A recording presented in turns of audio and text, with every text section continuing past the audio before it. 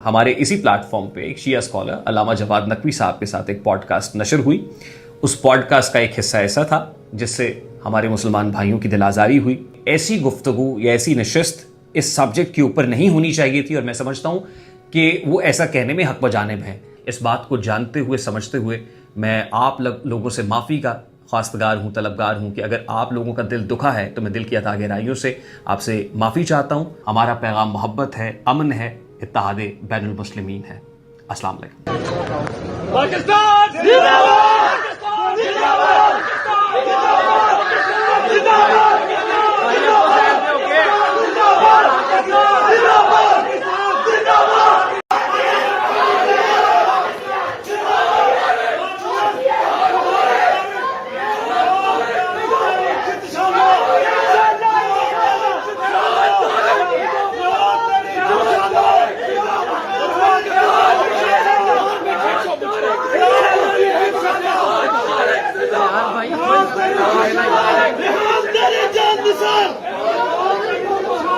لیکن میں اپنی سٹیٹ سے ضرور گلہ کروں گا کہ پاکستانی عوام نے اپنی سوورنٹی، اپنی خود مختاری سٹیٹ کے حوالے کی ہوئی ہے، اور سٹیٹ اس قسم کی دفعات کاٹ کے پوری زندگی کے لیے عوام الناس کو ونریبل کر دیتی ہے. پہلے تحقیق کریں، کل کو عدالتیں چھوڑ بھی دیں. جب آپ پبلکلی ایف آئی آر کاٹ کے اس طریقے سے عام کر دیتے ہیں تو عوام الناس تو معاف نہیں کرے گی. 295 کا نام ہی ایسا ہے کہ 295 لکھ کے اگر آپ کسی درخت پہ بھی ٹانگ دیں تو بھی خشک ہو جائے گا چند دنوں کے اندر. یہ اتنی خطرناک چیز ہے. تو مجھے بڑی حیرانگی ہوتی ہے کہ اس قسم کی دفعات لگانے کی کیا ضرورت ہے. آپ پیک آرڈیننس استعمال کر لیتے ہیں، اس طرح کی دفعات لگانے کی ضرورت کیا تھی؟ 295A اگر لگ گئی ریحان طارق پر سوال پوچھنے پر تو یہ سب سے ورسٹ کیس ہو سکتا تھا. آج تک تو میں یہ کہتا تھا کہ سب سے ورسٹ کیس میرا ہے کہ میں نے کرسچنز کا عقیدہ بیان کیا اور ان کے ریفرنس سے میرے کھاتے میں ڈال دیا. لیکن آج میں اس پہ رجوع کرتا ہوں. میرے بعد جو یہ کیس آیا ہے کہ اس میں اس نے کچھ کیا بھی نہیں ہے، کسی کافر کا بھی عقیدہ بیان نہیں کیا، اس نے سوال پوچھا ہے، انہوں نے پکڑ کے رگڑ دیا اس کو، اور ہماری سٹیٹ جو وہ پینک کر گئی ہے. حضرت معاذ اللہ ٹرمپ کے ناشتے والی سرکار سے میں کہوں گا کہ جو تم لوگ آئے دن تحفظ حرمین کانفرنس کرتے رہتے ہو، تو حرمین کے تحفظ سے بڑا تحفظ ایک مؤمن کی جان کو بچانا ہے. ہاں جی، جامعہ ترمذی میں سنن ابن ماجہ میں حدیث ہے کہ ایک مؤمن کی حرمت کعبے سے بڑھ کر ہے. تو سعودیہ کے ریال جو تم لوگ حلال کرتے ہو یہاں پر وہابی حضرات، یہ کہہ کر کے ہم حرمین کی حفاظت کے لیے ایکٹیویٹی پرفارم کر رہے ہیں. حرمین کی حفاظت سے بڑی حفاظت ایک مؤمن کی جان کی حفاظت ہے. تم لوگ قیامت والے دن اللہ کے محبوب صلی اللہ علیہ وآلہ وسلم کو کیا منہ دکھاؤ گے کہ تمہارے سامنے صرف ایک سوال کرنے کے اوپر ایک ایسا شخص جو خود کو سنی کہتا ہے اور باقاعدہ جو وہ جواب جمع کروانے جا رہے ہیں اس کا سٹارٹ یہ ہے کہ میں سنی ہوں اور میں حضرت میر معاویہ رضی اللہ تعالیٰ عنہ کی عزت کرتا ہوں. ڈاکٹر راغب نعیمی صاحب حفظہ اللہ تعالیٰ، چلے میں آپ کو ایک پیکج دیتا ہوں، میں آپ کو نظریاتی کونسل کہنا چھوڑ دوں گا، مہربانی کریں نظریاتی کونسل کے پلیٹ فارم سے ریحان طارق کے لیے فتویٰ جاری کریں. یہ نظریاتی کونسل کب ہمارے کام آئے گی کہ آج ایک مؤمن کا قتل ناحق ہو رہا ہے، 295A کا لیبل لگا کے پوری زندگی کے لیے اس کو ونریبل کیا جا رہا ہے. اس گناہ کو دھونے کے لیے کم از کم نظریاتی کونسل بیٹھے اور وہ فتویٰ جاری کرے. اور اگر وہ کہتے ہیں کہ جی ہماری جورسڈکشن نہیں ہے تو پھر میرے حوالے سے جو فتویٰ جاری کیا تھا اس میں معافی مانگے اور ٹھیک ہے سائڈ پہ ہو جائے. پھر ہم گورنمنٹ سے بھی ریکویسٹ کریں گے کہ ٹھیک ہے اس کو ڈیزالو کریں اور کوئی اچھا فورم بنائیں جس میں عوام الناس کی بھلائی کا کوئی کام ہو.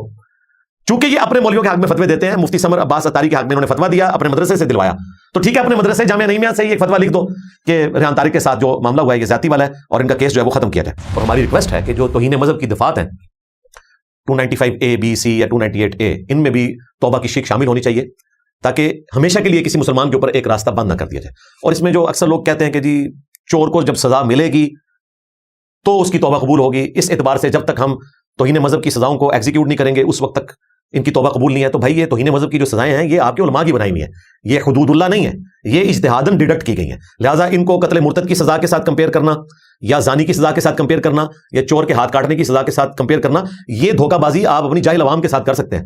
اس ماڈرن دور میں جب انجینئر کا فتنہ آپ کے اوپر مسلط ہو چکا ہے اس کی موجودگی میں آپ کی دو نمبری نہیں چل سکتی. میرے نبی سا ہے ہی کوئی نہیں، تیرے بابے تھے شاہی کوئی نہیں. بات اللہ اور اس کے رسول کی چلے گی عز وجل صلی اللہ علیہ وآلہ وسلم. نہ تو بھائی احمد بن حنبل کا فتویٰ چلے گا، نہ ابن تیمیہ کا فتویٰ چلے گا، نہ کسی جذباتی مسلمان کا کوئی نعرہ چلے گا. یہ قرآن و سنت کی روشنی میں معاملات کو لے کر ہم چلیں گے. میں اس ٹاپک پہ کئی دفعہ بول چکا، آج میں اس کو اسکپ کرتا ہوں. نبی علیہ السلام نے فرمایا کہ جب اس نے لا الہ الا اللہ پڑھ لیا تھا تو اس کے باوجود تو نے اس کو قتل کر دیا. تو وہ عرض کرتے ہیں یا رسول اللہ ایسا ہی ہے، میں نے کلمہ سنا اس کے باوجود میں نے قتل کیا. آپ نے فرمایا ایسا تو نے کیوں کیا؟ تو انہوں نے کہا کہ یا رسول اللہ اس نے ڈر کر کلمہ پڑھا تھا. اللہ اکبر. نبی علیہ السلام نے فرمایا اسامہ کیا تو نے اس کا دل چیر لیا تھا؟ اسامہ تو کیا کرے گا، اسامہ تو کیا کرے گا، اسامہ تو کیا کرے گا جب قیامت والے دن وہ اللہ کے حضور لا الہ الا اللہ پڑھتا ہوا تیرے خلاف مقدمہ قائم کر دے گا. اور اسامہ ابن زید کہتے ہیں نبی علیہ السلام یہ جملہ بار بار ریپیٹ کرتے رہے, اسامہ تو کیا کرے گا, اسامہ تو کیا کرے گا. اسامہ تو پھر آپ سوچ سکتے ہیں کہ ان کی کیا حالت ہوگی جب نبی علیہ السلام کہہ رہے ہیں کہ تو کیا کرے گا. آج کا کوئی مسلمان ہوتا تو کہتا ہے یا رسول اللہ جو کچھ بھی ہے تیرے محبوب کی امت ہے, ہاں آپ کی امت سے آپ نہیں سنبھالنا ہے. لیکن صحابہ کرام کو پتا تھا کہ اس طرح کے معاملات نہیں ہیں, بہت بڑی مس ہینڈلنگ ہے. اسامہ ابن زید کے الفاظ ہیں کہ جب نبی علیہ السلام مسلسل یہ کہہ رہے تھے اسامہ تو کیا کرے گا, اسامہ تو کیا کرے گا, میں نے دل میں خواہش کی کہ کاش آج سے پہلے میں کافر ہوتا, آج ہی کلمہ پڑھ کے مسلمان ہوتا, ایٹ لیسٹ میرا یہ گناہ دھل جاتا کہ میں نے ایک کلمہ پڑھنے والے شخص کو قتل کر دیا. اب مجھے بتائیں وہ علماء جو کلمہ پڑھنے والوں کی اولادوں کو جو اپنے آپ کو عاشق رسول کہتے ہیں, مسلمان بتاتے ہیں, ان پہ 295A-B-C کے مقدمات قائم کر کے پوری زندگی کے لیے ان کو جیلوں میں ڈلوا رہے ہیں, اور وہ چیخیں مار رہے ہیں کہ ایسا نہیں ہوا, اس کے باوجود ہم معافی مانگنے کے لیے تیار ہیں, یہ کہہ رہے ہیں ہم معاف نہیں کریں گے. تو میرا خیال ہے ان کے ساتھ وہی کچھ ہوگا جو اگلی حدیث میں آنے والا ہے. میں کام اٹھتا ہوں جب بھی میں یہ حدیث پڑھتا ہوں کہ یہ نبی علیہ السلام کے اصحاب کا حال ہے کہ اگر وہ اس طرح کی ایکٹیویٹی پرفارم کریں تو حضور کہہ رہے ہیں کہ تم کافروں کی صف میں کھڑے ہو گئے اور کافر مسلمانوں کی صف میں اگر تم نے یہ کیا. میرا خیال ہے اس حدیث کے تحت ہمارے وہ مولوی جو توہین مذہب کے جھوٹے مقدمات بنا کر مسلمانوں کی لائف کو ونریبل کرتے ہیں, اور 400 کے قریب لوگ اس وقت اڈیالہ میں سڑ رہے ہیں, راولپنڈی کی جو سب سے بڑی جیل ہے, اور کیمپ جیل لاہور کے اندر 200+ اور باقی جگہوں پر, ان میں سے اکثر جو ہیں ان پر جھوٹے مقدمات ہیں, اور جن پر ان کے ذم میں درست بھی ہے اس کا بھی منظریہ بالکل ڈیفرنٹ ہے, وہ اکا دکا کیسز ہیں, اور اس میں بھی توہین مذہب والی دفعات اس حوالے سے نہیں لگتی. ان کو ڈی ٹریک جن مولویوں نے کیا, جن لوگوں نے ان کو مس یوز کیا, وہ باہر پھر رہے ہیں جنہوں نے اس کے ذریعے مال کمایا. تو اللہ تعالیٰ ہماری اسٹیٹ کو عقل دے, سمجھ دے, ہمارے علماء کو سمجھ دے. ادروائز مقداد بن عمر والی جو حدیث ہے یہ ہمارے علماء کے اوپر صادق آتی ہے. قیامت والے دن انہوں نے ان لوگوں کی جگہ پر کھڑا ہونا ہے جن کو یہ کافر سمجھ رہے ہیں, اور انہوں نے ان کی جگہ پر کھڑا ہونا ہے. والعیاذ باللہ تعالی. کیف تعرض صلاتنا علیک وقد ارمت, والعیاذ باللہ تعالی. یہ آج پکی 295C لگتی ہے بھائی. انہوں نے کہا یا رسول اللہ آپ پر درود کیسے پیش ہوگا جبکہ آپ مٹی میں مل چکے ہوں گے, یعنی آپ کی ہڈیاں بوسیدہ ہو جائیں گی. یہ ارمتا کا جو معنی ہے وہ یہی ہے کہ آپ ختم ہو چکے ہوں گے. اب یہ سوال کرنا, کوئی پاس کھڑا نہیں ہوا کہ گستاخ رسول کی ایک ہی سزا, سرتن سے جدا, سرتن سے جدا.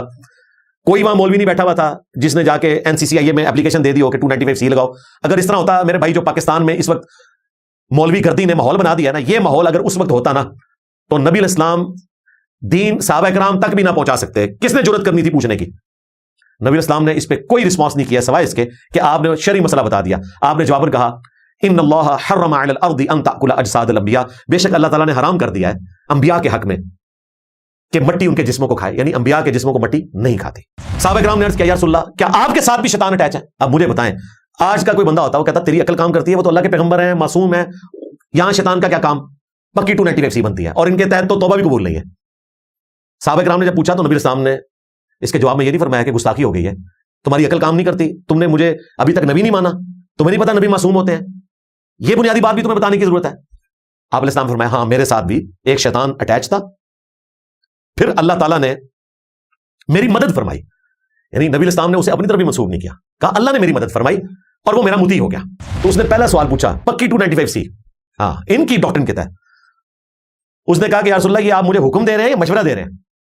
ہم تو کہتے ہیں یا رسول اللہ آپ اپنی زبان سے کوئی بات نکالیں, یہ ہماری جان حاضر ہے. لیکن بریرہ نے تو یہ نہیں کہا کہ میری جان حاضر ہے, کہا آپ مجھے مشورہ دے رہے ہیں یا حکم دے رہے ہیں؟ آپ تو کہتے ہیں نبی اسلام کی ہمارے زبان سے کوئی بات نکلے ہمارے لیے حکم ہی حکم ہے. ابھی تو اس کا جواب جب آئے گا نا تو آپ چھت سے جا کے لگیں گے. نبی اسلام نے فرمایا کہ میں حکم نہیں دے سکتا, ظاہر ہے اللہ نے تجھے رائٹ دیا ہے, میرا یہ مشورہ ہے. تو اس نے کہا یا رسول اللہ پھر مجھے آپ کے مشورے کی حاجت نہیں ہے, میں اپنا فیصلہ کر چکی ہوں. ہوئے ہوئے ہوئے ہوئے شکایت لے کے نبی اسلام کے پاس آ کے کہ یا رسول اللہ آپ نے مشورہ دیا تھا, آپ کے مشورے پہ عمل کیا ہے, اینڈ رزلٹ یہ نکلا کہ ہماری فصل کم ہو گئی ہے, پکی 295C بنتی ہے. اور نبی اسلام نے کوئی اس پہ فتویٰ نہیں لگایا. آپ علیہ السلام نے فرمایا دیکھو میں بھی ایک انسان ہوں, جب دین کے معاملے میں تمہیں کوئی حکم دوں تو تم اسے پورا کیا کرو, البتہ جب میں اپنی رائے سے تمہارے دنیاوی امور میں کوئی تمہیں مشورہ دوں وَأَنْتُمْ أَعْلَمُ بِأَمْرِ دُنْيَاكُمْ, تم دنیا کے کاموں کو بہتر سمجھتے ہو. ظاہر نبی اسلام کا سارا ایکسپیرینس بھیڑ بکریاں پالنے کا تھا, آپ علیہ السلام کا کھجور کے حوالے سے ایکسپیرینس نہیں تھا, تو آپ نے فرمایا دنیا کے کاموں کو تم بہتر سمجھتے ہو.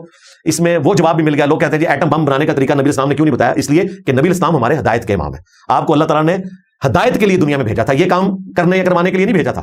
اگر ایسا ہوتا تو یہ بھی کروا دیا جاتا, لیکن نبی اسلام ہمارے ہدایت کے امام ہیں.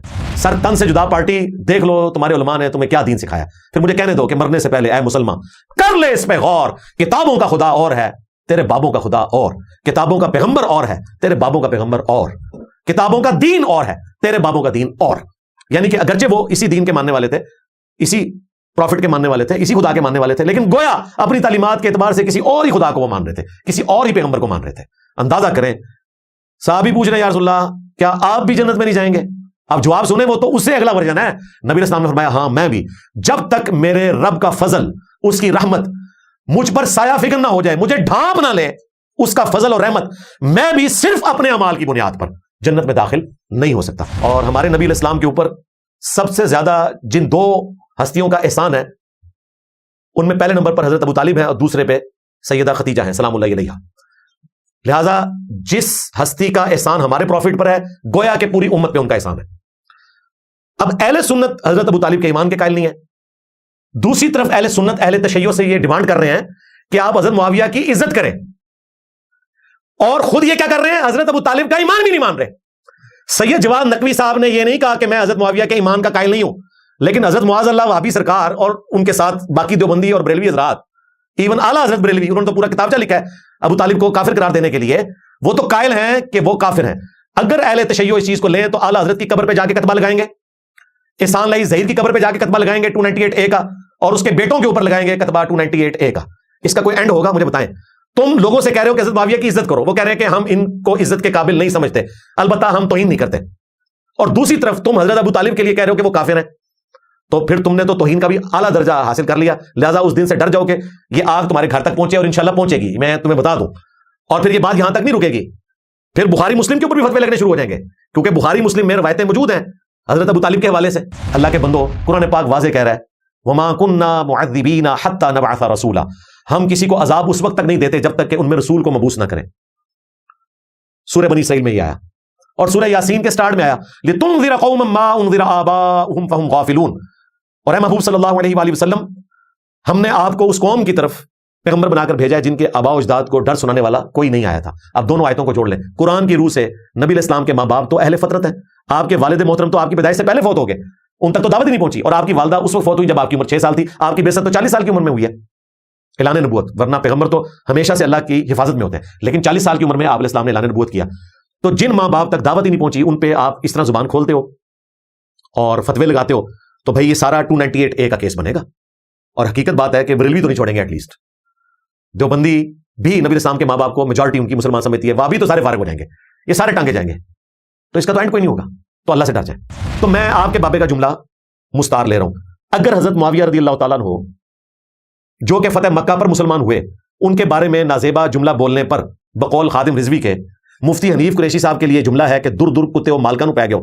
تو جو واقعتاً مالک ہیں اہل البیت نبی علیہ السلام کے ماں باپ, جو ان پر بولے تو اس پہ تو پھر خادم رضوی صاحب کہیں گے در در سورو سورا دیو سورو مالکا نو پہ گئے ہو لو سامو. لہٰذا میرے بھونکنے پر جو اعتراض تھا نا, تو خادم رضوی صاحب ہوتے ہیں, میں نے ان کو کہنا تھا انصاف سے کام لیں.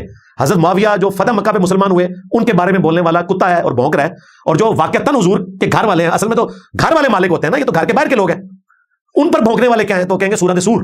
اور واقعی واقعی تو سورہ سور کہہ کے گئے ہو, ہاں تو جان نہیں انہوں نے منے, ہاں تو انہوں نے کہنا سی سورہ سور. لیکن مجمع چھڑنے کے بعد محمد بن مسلمہ صحابی ہیں, وہ عبداللہ ابن عمر کے پاس آتے ہیں اور کہتے ہیں کہ حضرت معاویہ کو آپ نے بھرے مجمع میں جواب کیوں نہیں دیا, جب وہ اس طرح کی بات کر رہے تھے کہ میں عبداللہ ابن عمر کے باپ سے زیادہ خلافت کا حقدار ہوں. ظاہر ہے انہی کو کہہ رہے تھے نا, اور ان کے والد حضرت عمر ہیں. یہاں لوگ کہتے ہیں کہ جی حضرت معاویہ حضرت علی کی بیعت کرنا چاہتے تھے. بھائی وہ تو حضرت عمر کی بھی توہین کر رہے ہیں, ہمارے نزدیک تو یہ توہین ہے. 298A کا کیس بنتا ہے آج کے دور کے اعتبار سے. تو عبداللہ ابن عمر رضی اللہ تعالیٰ عنہ نے کہا میں نے ارادہ کیا میں اپنی گھوٹ کھولوں, احتبا کر کے 2 گھٹنے کھڑے کر کے یوں کر کے بیٹھے تھے, اور میں معاویہ کو یہیں پر جواب دوں کہ تجھ سے زیادہ خلافت کا حقدار وہ ہے جس نے تجھ سے اور تیرے باپ سے جنگ کی ہے جب تم دونوں کافر تھے غزوہ خندق کے موقع پر. میں اور میرا باپ مسلمان تھے, عبداللہ ابن عمر اور حضرت عمر, اس لیے امام بخاری سے غزوہ خندق کے چیپٹر میں لے کر آئے.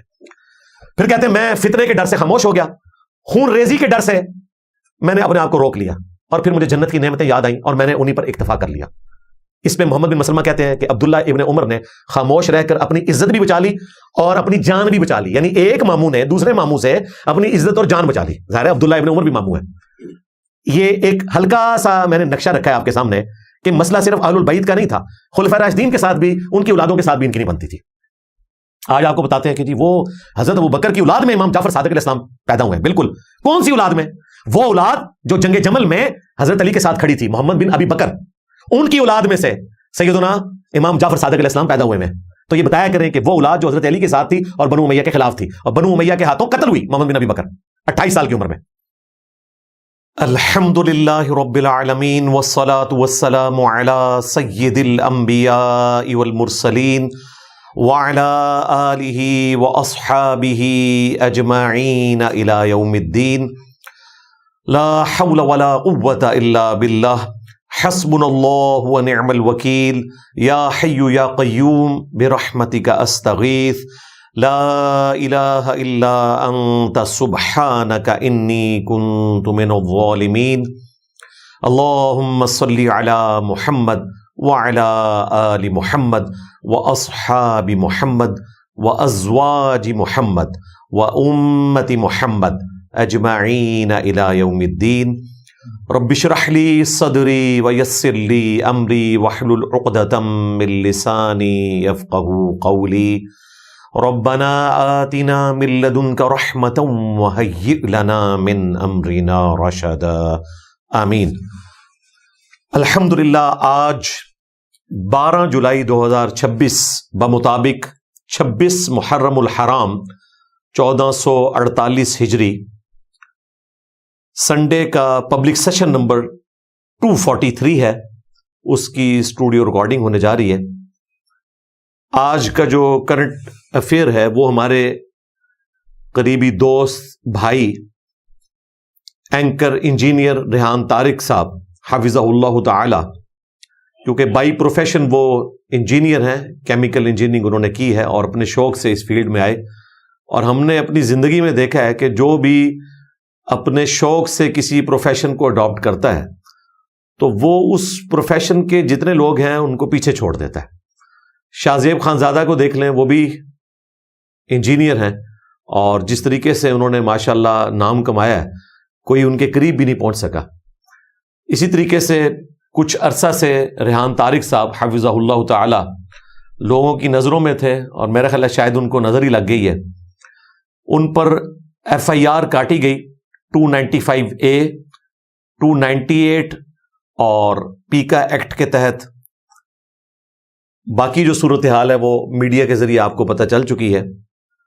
آج سے تقریباً 15 دن پہلے ہمیں اندازہ ہو گیا تھا کہ کچھ اس قسم کا ہونے والا ہے، اسی لیے میں نے اس وقت جو پوڈ کاسٹ ان کی ریکارڈ ہوئی تھی سید جواد نقوی صاحب حفظہ اللہ تعالی کے ساتھ،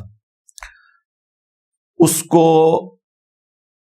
تفصیل کے ساتھ ڈسکس کیا تھا۔ اسپیسیفکلی جو 12-13 سیکنڈ تھے حضرت معاویہ بن ابی سفیان رضی اللہ تعالیٰ عنہما سے متعلق جو ان کی اسٹیٹمنٹ تھی، اور آلموسٹ 2.25 گھنٹے کی میں نے گفتگو کی تھی سنی شیعہ کنفلکٹ سے بالاتر ہو کر، قرآن و سنت کی روشنی میں، حکمرانوں کی لکھوائی ہوئی تاریخ کی روشنی میں نہیں بلکہ بخاری اور مسلم میں جو صحیح الاسناد احادیث ہیں ان کی روشنی میں۔ آج میں اس تفصیل میں جانا نہیں چاہتا کیونکہ آج اسپیسیفکلی ہم نے ریحان طارق صاحب کے اس ایشو کو ڈسکس کرنا ہے جو کچھ ریاست نے ان کے ساتھ کیا۔ آج کے ٹاپک کو انشاءاللہ میں 3 علمی پوائنٹس کی شکل میں ڈسکس کروں گا، لیکن تفصیل میں جانے سے پہلے 5 کریٹیکل نیوز ہیں چھوٹی چھوٹی جو کور کرنا یہاں پر ضروری ہے۔ نیوز نمبر 1، ہم نے پچھلی دفعہ اپنے پلیٹ فارم سے جیو نیوز کے حوالے سے جو ایک مہم کھڑی کی گئی اور ان پہ توہین مذہب کے اعتبار سے فتویٰ بازی ہوئی، اس حوالے سے افراط و تفریط سے ہٹ کر صحیح بات پبلک کے سامنے رکھی تھی۔ الحمدللہ اس کے ثمرات آنا شروع ہو گئے ہیں، ایٹ لیسٹ پبلک لیول پر تو لوگوں کو سمجھ آ گئی کہ ٹھیک ہے ان سے ایک غلطی ہوئی، انہوں نے اس پہ معافی مانگ لی، پیمرا نے 15 دن کے لیے ان کا لائسنس کینسل کر دیا، 2 ملازمین انہوں نے خود سے فارغ کر دیے، اور اس کے بعد بار بار انہوں نے اپنی معافی کا اظہار کیا اپنی ویڈیوز کے ذریعے، اور 2 دن پہلے تو جنگ میں باقاعدہ انہوں نے پہلے پیج کے اوپر اپنا معذرت نامہ جاری کیا اور اس میں غیر مشروط معافی انہوں نے مانگی۔ الحمدللہ یہ پورا جو ایپیسوڈ جیو کے حوالے سے ہوا، اس میں میرے علاوہ صرف مفتی طارق مسعود صاحب حفظہ اللہ تعالی کی پرسنالٹی ایسی ہے کہ جنہوں نے دلیری کے ساتھ کہا کہ بھائی اب آپ نے کیا جیو نیوز کو دنیا سے ختم کرنا ہے، ٹھیک ہے ان کے ساتھ جو معاملہ ہونا تھا ہو گیا، اب اس چیپٹر کو کلوز کریں۔ بار بار یہ کہنا کہ 295C کٹوائیں گے اور ان کے اوپر مقدمات کو قائم کریں گے، یہ نان سینس بات ہے، ایک معاملہ ہوا تھا، کلوز کریں اس کو۔ اب اللہ کے فضل سے مفتی طارق مسعود صاحب حفظہ اللہ کے بعد ہمارے جو کراچی کے علامہ کوکب نورانی صاحب حفظہ اللہ تعالی، انہوں نے بھی باقاعدہ ویڈیو میں آ کر جیو نیوز کے حوالے سے کلیریفیکیشن کو ایکسیپٹ کر لیا۔ اس کے علاوہ مفتی حنیف قریشی صاحب نے ریٹن میں ان کے حق میں فتویٰ دے دیا، اور علامہ ابتسام الہی ظہیر صاحب نے بھی جیو نیوز کو ریٹن میں اس حوالے سے ایکسیپٹ کر لیا ہے کہ ان کی معذرت قبول ہونی چاہیے۔ اور علامہ امین شہیدی صاحب نے بھی اپنی ویڈیوز میں جو ایک پوڈ کاسٹ ان کی ریکارڈ ہوئی تھی اس میں جیو نیوز کے حوالے سے انہوں نے کہا کہ اس معاملے کو اب کلوز کرنا چاہیے۔ اللہ کا شکر ہے کہ ہماری امت کے علماء کو بھی اب یہ بات سمجھ آئی ہے کہ ہمیشہ مقدمات کے ذریعے معاملات آگے نہیں چلائے جاتے، بلکہ آپ نے قرآن و سنت کی روشنی میں معافی کی روش کو بھی اختیار کرنا ہے۔ اور ہماری ریکویسٹ ہے کہ جو توہین مذہب کی دفعات ہیں 295A B C یا 298A، ان میں بھی توبہ کی شک شامل ہونی چاہیے، تاکہ ہمیشہ کے لیے کسی مسلمان کے اوپر ایک راستہ بند نہ کر دیا جائے۔ اور اس میں جو اکثر لوگ کہتے ہیں کہ جی چور کو جب سزا ملے گی تو اس کی توبہ قبول ہوگی، اس اعتبار سے جب تک ہم توہین مذہب کی سزاؤں کو ایگزیکیوٹ نہیں کریں گے اس وقت تک ان کی توبہ قبول نہیں ہے۔ تو بھائی یہ توہین مذہب کی جو سزائیں ہیں یہ آپ کے علماء کی بنائی ہوئی ہیں، یہ حدود اللہ نہیں ہے، یہ اجتہاداً ڈیڈکٹ کی گئی ہیں۔ لہٰذا ان کو قتل مرتد کی سزا کے ساتھ کمپیئر کرنا، یا زانی کی سزا کے ساتھ کمپیئر کرنا، یا چور کے ہاتھ کاٹنے کی سزا کے ساتھ کمپیئر کرنا، یہ دھوکہ بازی آپ اپنی جاہل عوام کے ساتھ کر سکتے ہیں۔ اس ماڈرن دور میں جب انجینئر کا فتنہ آپ کے اوپر مسلط ہو چکا ہے، اس کی موجودگی میں آپ کی یہ دو نمبری نہیں چل سکتی۔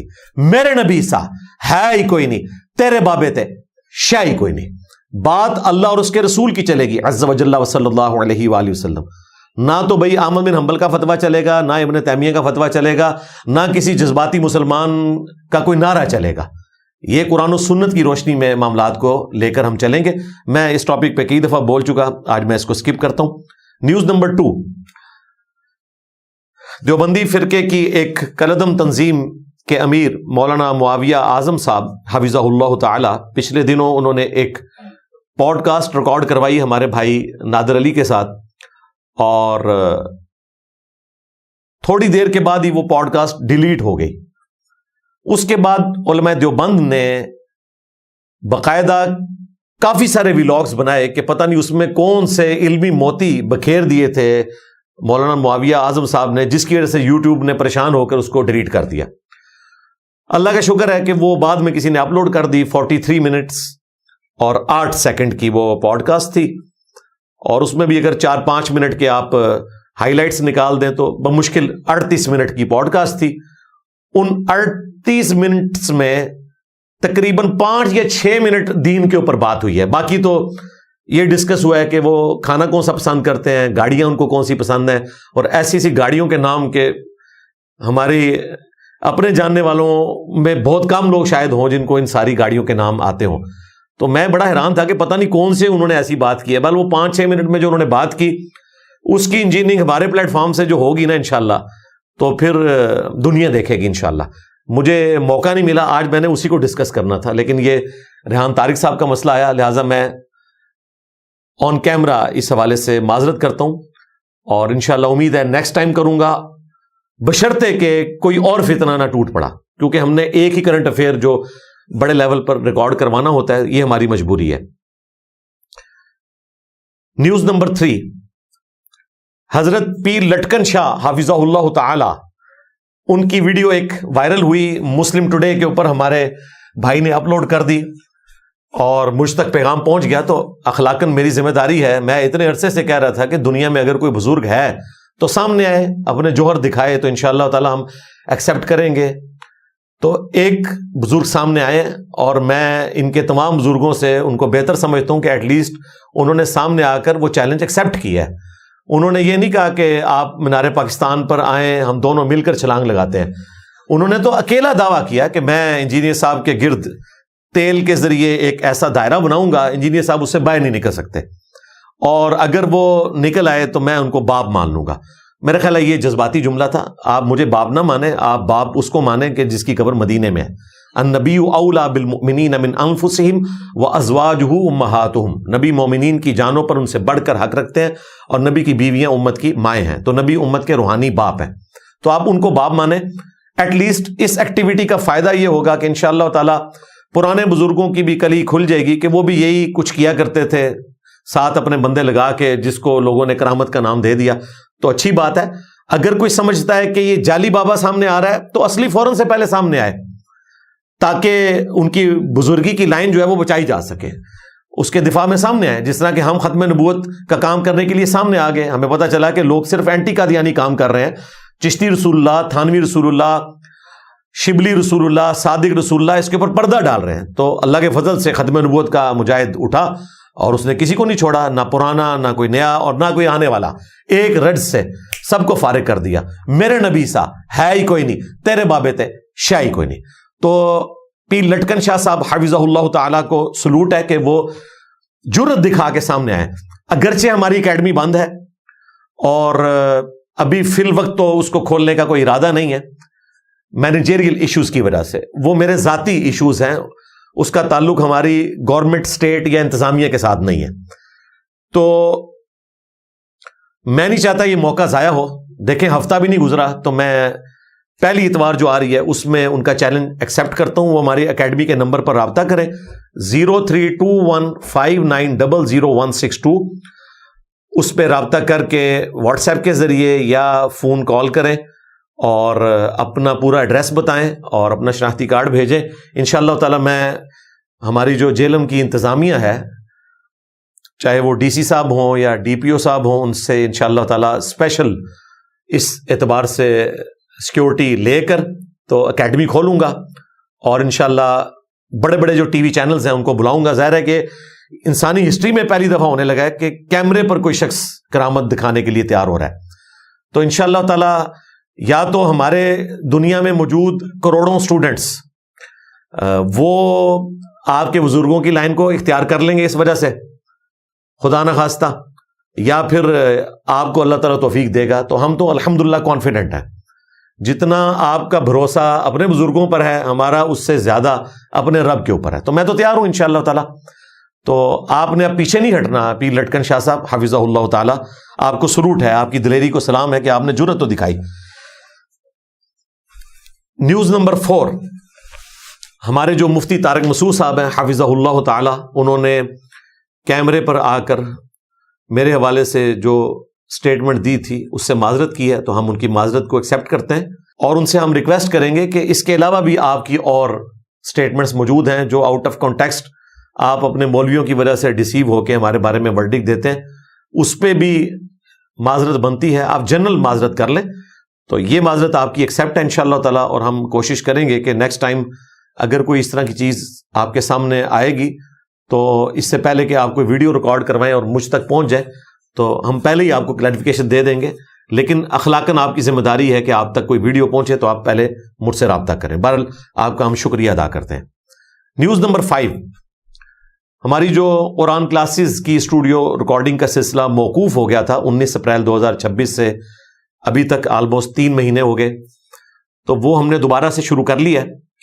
اللہ کا شکر ہے قرآن کلاس نمبر 228 کی اسٹوڈیو ریکارڈنگ ہو چکی ہے. وہ نیکسٹ ویک میں انشاءاللہ اپلوڈ ہو جائے گی سورۃ الحج کی آیت نمبر 39 سے 54 تک. اور امید ہے کہ 229 نمبر کلاس کے اندر انشاءاللہ سورۃ الحج کنکلوڈ بھی ہو جائے گی انشاءاللہ تعالی. تو یہ قرآن کلاسز آپ کو آن لائن اویلیبل ہوں گی ہمارے آفیشیل چینل کے اوپر انشاءاللہ. باقی اکیڈمی کے حوالے سے بار بار لوگ مجھے ای میلز بھی کر رہے ہیں اور ہمارے یہاں اکیڈمی کے نمبر پہ بھی ناک میں دم کیا ہوا کہ جی کب کھولیں گے کب کھولیں گے. بھائی جب کھولیں گے پوری دنیا کو پتہ چل جائے گا. اس لیے مہربانی کریں فی الوقت پیڑ گننے کی کوشش نہ کریں، عام کھانے پر توجہ دیں. ہم بڑی محنت کے ساتھ ان چیزوں کو اسٹوڈیو ریکارڈنگ میں لے کر آ رہے ہیں. تو آپ ہمارے ساتھ اس اعتبار سے کوآپریٹ کریں بجائے اس کے کہ ہمیں بار بار کہنے کے کہ جی ملاقات کرنی ہے. ملاقات ہو رہی ہے، ویڈیو میں آپ دیکھ رہے ہیں. انشاءاللہ تعالی جب معاملات بہتر ہوں گے، فیوریبل ہوں گے ہماری مینجمنٹ کے پوائنٹ آف ویو سے تو انشاءاللہ تعالی ہم کھول لیں گے. فی الوقت انتظامیہ کی طرف سے کوئی قدغن نہیں ہے. ان کے ساتھ ہماری کمٹمنٹ جو ہے وہ 10 محرم تک کی تھی. اس کے بعد جب ہم چاہیں اکیڈمی کھول سکتے ہیں، لیکن ہم اپنے مینیجریل ایشوز کی وجہ سے اس کو فی الوقت نہیں کھول رہے. اب آ جائیں 3 علمی پوائنٹس کی طرف، لیکن تفصیل میں جانے سے پہلے ایک دفعہ درود شریف پڑھ لیں. اللہم صلی علی محمد وعلی آل محمد واصحاب محمد وازواج محمد وامت محمد اجمعین الی یوم الدین آمین. علمی پوائنٹ نمبر 1، 24 جون 2026 کو اہل تشیع عالم دین سید جواد نقوی صاحب حفظہ اللہ تعالی کی ایک پوڈ کاسٹ اپلوڈ ہوئی، ان کے آفیشیل چینل پہ بھی، اور RTS کا یوٹیوب چینل اس پہ اپلوڈ ہوئی۔ 2 گھنٹے اور 3 منٹ کی وہ پوڈ کاسٹ تھی۔ اس میں چند سیکنڈ جو ہیں وہ حضرت معاویہ بن ابی سفیان رضی اللہ تعالیٰ عنہما کے حوالے سے تھے، جس کی وجہ سے ساری کنٹروورسی شروع ہوئی۔ آلریڈی میں اس پہ تفصیل سے پبلک سیشن نمبر 241 میں 2.25 گھنٹے کی ویڈیو ریکارڈ کروا چکا ہوں، آج اس تفصیل میں ہم نہیں جائیں گے۔ بہرحال اس کا اینڈ رزلٹ وہی نکلا جس کا ہمیں خدشہ تھا۔ 8 اور 9 جولائی 2026 کی درمیانی رات لاہور ایئرپورٹ سے ریحان طارق صاحب کو گرفتار کیا گیا جب وہ واپس آ رہے تھے، اور انہیں بتایا گیا کہ آپ پر تو FIR ہے، اور FIR بھی 25 جون 2026 کی کٹی ہوئی تھی، یعنی گرفتاری سے بھی آلموسٹ آپ سمجھ لیں 12-13 دن پہلے کی۔ اب ظاہر ہے ان کے لیے ایک پریشانی کا معاملہ تھا کہ یہ مجھے کوئی نوٹس ریسیو نہیں ہوا جو ایک طریقہ کار ہے۔ پھر جب میں نے وہ FIR پڑھی، ایک تو بڑی عجیب بات ہے کہ وہ FIR جو ہے وہ انگلش میں لکھی گئی ہے۔ عموماً ہمارے ہاں FIRs اردو میں لکھی جاتی ہیں، میرے خیال انگلش میں اسی لیے لکھی گئی ہے تاکہ صرف پڑھا لکھا طبقہ ہی اس کو سمجھ سکے۔ اس میں جو الفاظ استعمال ہوئے ہیں ان کا خلاصہ یہ ہے کہ انہوں نے سارے کا سارا ملبہ انجینئر ریحان طارق صاحب کے اوپر ڈال دیا ہے کہ آپ اینکر تھے اور آپ کی بدنیتی تھی کہ محرم کے دنوں میں آپ یہ ایکٹیویٹی پرفارم کرتے، اور دوسری طرف جن کے ساتھ پوڈ کاسٹ کی FIR کاٹنے والے کی اتنی جرت نہیں ہوئی کہ وہ اس مذہبی پرسنالٹی کا نام لکھ دیتے، سید جواد نقوی صاحب ریلیجس اسکالر لکھ دیا۔ جب اسٹیٹ اس طرح کی FIRs کاٹے گی تو ظاہر ہے کہ عوام کو تو پتہ چل جائے گا کہ اس کے پیچھے کیا ہو رہا ہے، اور پھر اس میں مدعی بھی اسٹیٹ خود بنی ہوئی ہے۔ خیر، اس میں انہوں نے خطرناک ترین دفعات لگا دی، 295A توہین مذہب کی، 298A اور پیکا کی دفعات بھی لگا دی، اور پھر 6 دن کا ریمانڈ انہوں نے لے لیا۔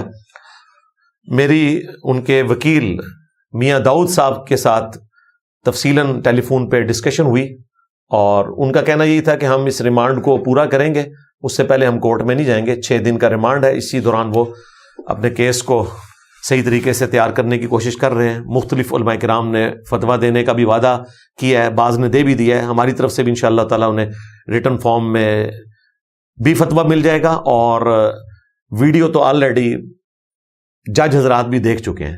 ہماری ویڈیو جب اپلوڈ ہوتی ہے تو اس طرح کے ایشوز پہ جن لوگوں تک ویڈیو پہنچنی چاہیے ان تک سب سے پہلے پہنچ جاتی ہے الحمدللہ۔ تو میں نے ان کے وکیل سے ایک ریکویسٹ کی کہ یہ ان کو کس نے پٹی پڑھائی ہے کہ وہ وہاں پر پاکستان زندہ باد کے نعرے لگائیں، جان بوجھ کے ایک چیز کو غلط رنگ دینے کی کوشش کر رہے ہیں۔ بھائی پاکستان زندہ باد کیا، آپ اس سے بڑا نعرہ لگا لیں، اسلام زندہ باد۔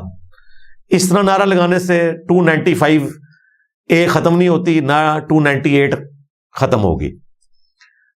آپ ایون مولوی گردی زندہ باد بھی نعرہ لگا لیں تب بھی کچھ نہیں ہوگا، آپ کو بہرحال اب عدالتوں سے انصاف ملنا ہے، اور امید ہے انشاءاللہ تعالی مل جائے گا۔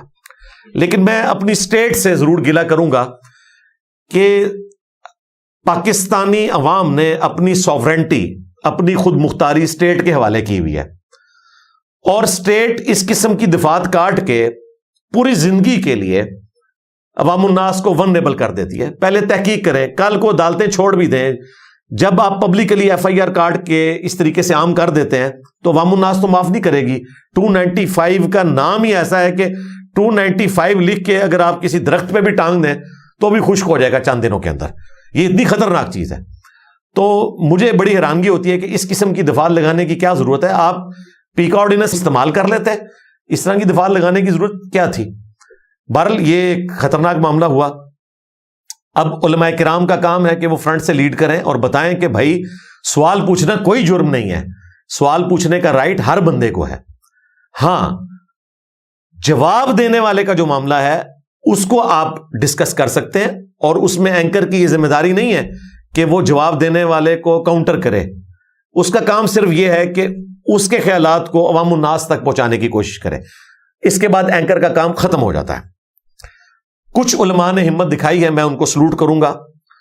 مفتی طارق مسعود صاحب حفظہ اللہ تعالیٰ کو، جب میری ویڈیو آئی تھی اس سے پہلے ان کی ویڈیو آ چکی تھی. انہوں نے کہا کہ اینکر پہ اس حوالے سے کوئی چیز نہیں بنتی. البتہ انہوں نے جواد نقوی صاحب کے حوالے سے کہا کہ ان پہ اس طرح کی توہین مذہب کی دفعات لگتی ہیں. ہمارے نزدیک وہ بھی نہیں لگتی، کیونکہ اس میں انہوں نے قطعاً یہ نہیں کہا کہ حضرت معاویہ رضی اللہ تعالیٰ عنہ کی توہین کی جائے، بلکہ انہوں نے کنڈیم کیا کہ اہل البیت علیہ السلام نے اپنے دشمنوں کے لیے بھی لعنت کرنے سے، گالی گلوچ کرنے سے منع کیا. انہوں نے کہا ہم تکریم نہیں کریں گے، انہوں نے یہ قطعاً نہیں کہا کہ ہم توہین کریں گے. خیر یہ ٹیکنیکل بحث ہے، میں 3 گھنٹے اس پہ بول چکا ہوں آلموسٹ. دوسرا، مفتی حنیف قریشی صاحب حفظہ اللہ تعالی، انہوں نے بھی باقاعدہ ریٹن میں اس حوالے سے کنڈیم کیا کہ توہین مذہب کی دفعات نہیں لگتی تھی. البتہ انہوں نے اپنی ریزرویشن شو کی کہ محرم کے دنوں میں اس قسم کا سوال ان کو نہیں کرنا چاہیے تھا، لیکن اس کے باوجود انہوں نے توہین مذہب والی کوئی بات نہیں کی. انہوں نے کہا یہ زیادتی والا معاملہ ہے.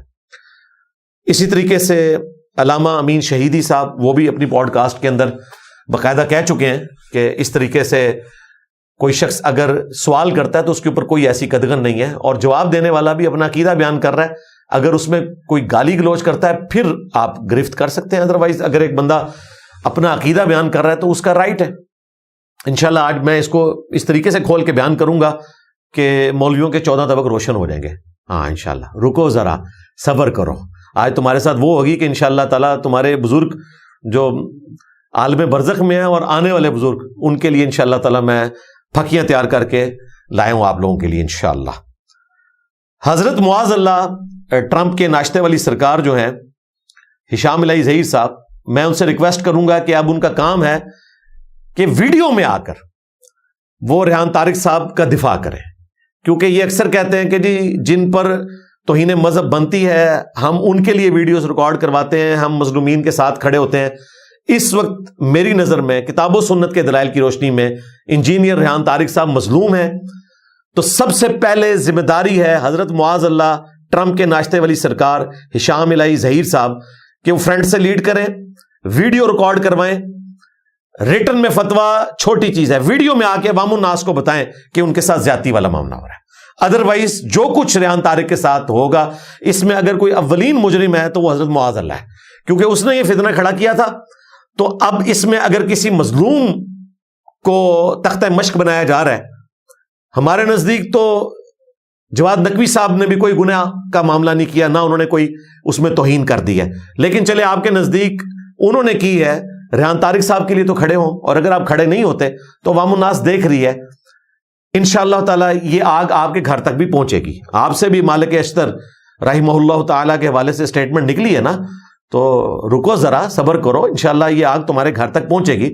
جس طرح پہلے یہ مفتی حنیف قریشی تک آگ پہنچی، پھر ڈاکٹر اشرف جلالی تک بھی پہنچی، پھر یہ آگ مفتی طارق مسعود صاحب تک بھی پہنچی. میں اپنا ذکر نہیں کرتا، مجھے کوئی پرواہ نہیں بھائی، ہاں ہم نے تو اپنی جان رکھی ہوئی ہے ہتھیلی پہ، اس لیے میں اپنا ذکر نہیں کرتا. یہ آگ اب مفتی سمر اتاری تک بھی پہنچ چکی ہے. ان کے بھی NCCIA کے چکر آج کل لگ رہے ہیں، وہ بھی اپنے جواب جمع کروا رہے ہیں، اور قانوناً جو معاملات چل رہے ہیں وہ لوگ جو پیچھے پڑے ہوئے ہیں، آپ کو پتہ ہے، ظاہر ہے آپ لوگوں نے ماحول بنایا نا، تو لوگ پیچھے پڑے ہوئے ہیں. تو وہ معاملات ان کے اسی طریقے سے چل رہے ہیں، اور کچھ عرصہ تک شاید مجھے مفتی سمر عباس اتاری صاحب حفظہ اللہ تعالیٰ کے حق میں بھی ویڈیو ریکارڈ کروانی پڑ جائے جب ان پہ 295C کٹ جائے گی، کیونکہ ہم تو ان دفعات کے استعمال کرنے کو درست نہیں سمجھتے. ہم سمجھتے ہیں کہ علمی اختلاف کو علمی رہنا چاہیے، اور ایک شخص نے جب توبہ کر لی معاملہ ختم. البتہ بریلوی دیوبندی اہل حدیث علماء کے نزدیک جو انہوں نے خود سے یہ قانون بنایا ہوا ہے، ان کے نزدیک توبہ قبول نہیں ہے. سب سے پہلے انشاءاللہ میری ویڈیو آئے گی، اور شاید سب سے آخری ویڈیو بھی میری ہوگی، کیونکہ مولوی یہ جرت نہیں کریں گے. جو فتویٰ دیا ہے وہ اس سے بھی پیچھے ہٹ جائیں گے. جب ایک دفعہ FIR کٹ جاتی ہے پھر کون ساتھ دیتا ہے جی. عوام الناس سے میں ریکویسٹ کروں گا کہ انجینئر ریحان طارق صاحب کے ساتھ جو کچھ ہوا، اس کے بعد اب آپ کو ہوش کے ناخن لینے چاہیے کہ آپ کے ملک میں مولوی گردی اس لیول پہ ہے کہ ایک شخص سوال پوچھ رہا ہے اس کے اوپر بھی یہ دفعہ لگا دیتے ہیں. تو اس سے سیدھا سادہ رزلٹ یہ نکلتا ہے کہ آپ لوگ کیمرے پر آ کر کسی کے سامنے دین کی بات کرنا آپ چھوڑ دیں بھائی، یہ یہی چاہتے ہیں. اور ان قریب میں نے پریڈکٹ کیا ہے کہ ٹی وی چینل سے بھی رمضان نشریات ختم ہو جائیں گی، ربیع الاول کی نشریات ختم ہو جائیں گی، محرم کی نشریات ختم ہو جائیں گی. کون سا اینکر رسک لے گا کہ وہ محرم کو ڈسکس کرے؟ اسے خطرہ لگا رہے گا کوئی ایسی بات نکل گئی تو 295 میرے اوپر نہ لگ جائے. 295A اگر لگ گئی ریحان طارق پر سوال پوچھنے پر تو یہ سب سے ورسٹ کیس ہو سکتا تھا. آج تک تو میں یہ کہتا تھا کہ سب سے ورسٹ کیس میرا ہے کہ میں نے کرسچنز کا عقیدہ بیان کیا اور ان کے ریفرنس سے میرے کھاتے میں ڈال دیا، لیکن آج میں اس پہ رجوع کرتا ہوں. میرے بعد جو یہ کیس آیا ہے کہ اس میں اس نے کچھ کیا بھی نہیں ہے، کسی کافر کا بھی عقیدہ بیان نہیں کیا، اس نے سوال پوچھا ہے، انہوں نے پکڑ کے رگڑ دیا اس کو، اور ہماری اسٹیٹ جو ہے وہ پینک کر گئی ہے. حضرت معاذ اللہ ٹرمپ کے ناشتے والی سرکار سے میں کہوں گا کہ جو تم لوگ آئے دن تحفظ حرمین کانفرنس کرتے رہتے ہو، تو حرمین کے تحفظ سے بڑا تحفظ ایک مومن کی جان کو بچانا ہے. ہاں جی، جامعہ ترمذی میں، سنن ابن ماجہ میں حدیث ہے کہ ایک مومن کی حرمت کعبے سے بڑھ کر ہے. تو سعودیہ کے ریال جو تم لوگ حلال کرتے ہو یہاں پر وہابی حضرات، یہ کہہ کر کے ہم حرمین کی حفاظت کے لیے ایکٹیویٹی پرفارم کر رہے ہیں، حرمین کی حفاظت سے بڑی حفاظت ایک مومن کی جان کی حفاظت ہے. تم لوگ قیامت والے دن اللہ کے محبوب صلی اللہ علیہ وآلہ وسلم کو کیا منہ دکھاؤ گے کہ تمہارے سامنے صرف ایک سوال کرنے کے اوپر ایک ایسا شخص جو خود کو سنی کہتا ہے اور باقاعدہ جو وہ جواب جمع کروانے جا رہے ہیں اس کا سٹارٹ یہ ہے کہ میں سنی ہوں اور میں حضرت میر معاویہ رضی اللہ تعالیٰ عنہ کی عزت کرتا ہوں، اور جو جو انہوں نے لکھا وہ مطلب میں چونکہ وہ چیزیں بیان نہیں کرنا چاہتا پھر بات اور طرف چل جائے گی. بال انہوں نے جتنا مکھن لگانا تھا لگایا ہے اور حقیقتاً لگایا ہے، وہ انہوں نے سب کچھ لکھ دیا. اس کے باوجود اگر آپ لوگوں کو یقین نہیں آتا تو ٹھیک ہے، ہم تو یہی کر سکتے تھے کہ آپ کو سمجھاتے. صحافیوں کی بھی ذمہ داری ہے اس وقت، گونگے شیطان نہ بنے. میں دیکھ رہا ہوں کہ بالکل نیوٹرل ہو کر صحافی جو ہے نا وہ اس خبر کو رپورٹ کر رہے ہیں اور اس چیز سے بے خبر ہیں کہ کل کو ان کے گھر تک بھی آگ پہنچ سکتی ہے. آپ کا کام ہے کہ اس وقت ریحان طارق کے ساتھ کھڑے ہوں. دو بندوں کو میں سلوٹ کرتا ہوں، ایک ہمارے جو قریبی دوست اور بھائی ہیں ارشاد بھٹی صاحب حافظہ اللہ تعالی، انہوں نے دلیری دکھائی ہے اور انہوں نے کیمرے میں آ کر ایک سے زیادہ ولاگ کیے ہیں ان کے حق میں. اور دوسرے ہمارے میاں عمران ارشد صاحب حافظہ اللہ تعالی، وہ بھی دوست ہیں، بھائی ہیں ماشاءاللہ، انہوں نے بھی جرت دکھائی ہے. اور باقی تو میرا خیال ہے شاید جیلسی کا شکار ہیں اور وہ کہہ رہے ہیں کہ جی ریحان نے حرکت ہی ایسی کی تھی، ایسا ہی ہونا چاہیے تھا. اور بھائی حرکت کی تھی تو پیکا کے تحت ان پر مقدمہ درج ہوتا نا زیادہ سے زیادہ. 295A کیوں لگا دی، 298 کیوں لگا دی؟ یہ ظلم کیا. میں بالکل اس کو درست نہیں سمجھتا. ساتھ ہی ساتھ ہمارے جو اسلامی نظریاتی کونسل، جس کو میں نظراتی کونسل کہتا ہوں، ان کے ہیڈ سے بھی ریکویسٹ ہے، ڈاکٹر راغب نعیمی صاحب حفظہ اللہ تعالی. چلے میں آپ کو ایک پیکج دیتا ہوں، میں آپ کو نظراتی کونسل کہنا چھوڑ دوں گا، مہربانی کریں نظریاتی کونسل کے پلیٹ فارم سے ریحان طارق کے لیے فتویٰ جاری کریں. یہ نظریاتی کونسل کب ہمارے کام آئے گی کہ آج ایک مومن کا قتل نہ حق ہو رہا ہے 295A کا لیبل لگا کے، پوری زندگی کے لیے اس کو ونریبل کیا جا رہا ہے. اس گناہ کو دھونے کے لیے کم از کم نظریاتی کونسل بیٹھے اور وہ فتویٰ جاری کرے. اور اگر وہ کہتے ہیں کہ جی ہماری جورسڈکشن نہیں ہے تو پھر میرے حوالے سے جو فتویٰ جاری کیا تھا اس میں معافی مانگے اور ٹھیک ہے سائڈ پہ ہو جائے. پھر ہم گورنمنٹ سے بھی ریکویسٹ کریں گے کہ ٹھیک ہے اس کو ڈیزالو کریں اور کوئی اچھا فورم بنائیں جس میں عوام الناس کی بھلائی کا کوئی کام ہو. چونکہ یہ اپنے مولویوں کے حق میں فتوے دیتے ہیں، مفتی سمر عباس اتاری کے حق میں انہوں نے فتویٰ دیا، اپنے مدرسے سے دلوایا، تو ٹھیک ہے اپنے مدرسے جامعہ نعیمیہ سے ہی ایک فتویٰ لکھ دو کہ ریحان طارق کے ساتھ جو معاملہ ہوا ہے یہ زیادتی والا ہے اور ان کا کیس جو ہے وہ ختم کیا جائے. یہاں پر میں سید جواد نقوی صاحب حفظہ اللہ تعالی سے آن کیمرہ ریکویسٹ کروں گا. ویسے میں نے ان تک یہ بات پہنچا دی ہے، آج کل وہ ایران میں اور کچھ دن ابھی باقی ہیں ان کے آنے میں. تاریخ تو مجھے پتا ہے لیکن میں کیمرے میں اس لیے نہیں بتاؤں گا کہ خام خواہ ان کو ونریبل کروں. ان تک میں نے پیغام پہنچا دیا ہے کہ مہربانی کریں کہ آپ ایک ویڈیو بیان جاری کریں کہ اگر کسی کو کوئی تکلیف ہے تو وہ مجھ سے رابطہ کرے، کیونکہ پوڈ کاسٹ میں تو وہ بیٹھے ہوئے تھے، ویوز تو ان کے تھے. اینکر کو کیوں تختہ مشق بنا لیا؟ یعنی میں ان کی جگہ پر ہوتا تو میں ایسا ہی کرتا، بلکہ میں آلریڈی ایسا کرتا ہوں. کتنے لوگ ہیں یہاں سے پوڈ کاسٹ ریکارڈ کر کے گئے ہیں، انہیں لگا کہ یہ جملے تھوڑے سخت ہو گئے ہیں تو نکال دیتے ہیں. میں نے کہا اس کا وزن میں اٹھاؤں گا، اور آپ دیکھیں کہ وزن میں نہیں اٹھایا ہے. جب مجھ پہ انہوں نے جھوٹا الزام لگایا تو وہ پوڈ کاسٹ میرے ساتھ میاں عمران ارشد صاحب نے ریکارڈ کی تھی، تو ان پہ تو کوئی مقدمہ نہیں ہوا تھا اس وقت. مجھ پہ 295C کا کر دیا انہوں نے. تو الحمدللہ ہم وزن اٹھاتے ہیں، اور مجھے امید ہے کہ سید جواد نقوی صاحب بھی ویڈیو کیمرے میں آ کر اس ظلم کے خلاف کھڑے ہوں گے، اور وہ یہ کہیں گے کہ اگر کسی کو کوئی مسئلہ ہے تو مجھ سے رابطہ کریں. میں یہ نہیں کہتا کہ وہ یہ کہیں کہ مجھ پر دفاع کاٹی جائے. ہم تو اس قسم کی دفعات کاٹنے کو اور اس قسم کی فضول یعنی FIRs کو جو کسی بنیاد کے اوپر نہیں، کبھی بھی سپورٹ نہیں کریں گے. اب انشاءاللہ تعالی میں قرآن و سنت کی روشنی میں اس پورے ٹاپک کے حوالے سے اسی علمی پوائنٹ نمبر 1 کے اندر قرآن پاک سے ایک آیت مبارکہ پیش کروں گا مسلمانوں کو جھنجھوڑنے کے لیے، اور اسی کانٹیکسٹ میں 3 احادیث، اور تینوں صحیح بخاری اور صحیح مسلم دونوں میں موجود ہیں، یعنی متفقن علیہ ہیں. ان پر دونوں بڑے امام متفق ہیں، امام بخاری بھی امام مسلم بھی.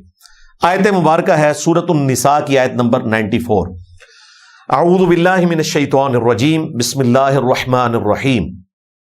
یا ایہا الذین آمنوا، اے ایمان والو، اذا ضربتم فی سبیل اللہ، جب تم اللہ کی راہ میں نکلو جہاد کے سلسلے میں یا ویسے سفر کے سلسلے میں، فتبینوا، تو تحقیق کر لیا کرو، ولا تقولوا لمن القى الیکم السلام، اور مت کہا کرو اس کے بارے میں جو تمہیں سلام کہے، لست مؤمنا، کہ تو مؤمن یا مسلم نہیں ہے. اسپیسیفکلی اس وقت جو مسلمانوں کی ایک کولڈ وار جاری تھی مشرکین عرب کے ساتھ، اس میں خطرہ ہوتا تھا کہ راستے میں کوئی آپ پر حملہ نہ کر دے، تو اس کے لیے پھر مسلمانوں کو کہا گیا کہ اگر کوئی السلام علیکم کہتا ہے، آپ پر سلامتی بھیجتا ہے، اٹ مینز کہ وہ آپ کے ساتھ لڑنے کا ارادہ نہیں رکھتا.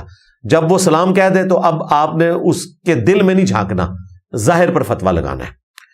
لیکن صحابہ کرام سے ایک مس ہینڈلنگ ہو گئی تھی، اسی کے جواب میں یہ آیت نازل ہوئی. وہ حدیث بخاری مسلم کی میں اسی کانٹیکسٹ میں بعد میں بیان کرتا ہوں. تبتغون عرض الحیات الدنیا، تم دنیا کا مال چاہتے ہو، یعنی کسی نے سلام کیا پھر بھی تم نے بدگمانی کی، اس کو قتل کر کے بکریوں کا ریوڑ اس سے ہتھیا لیا، دنیا کا مال.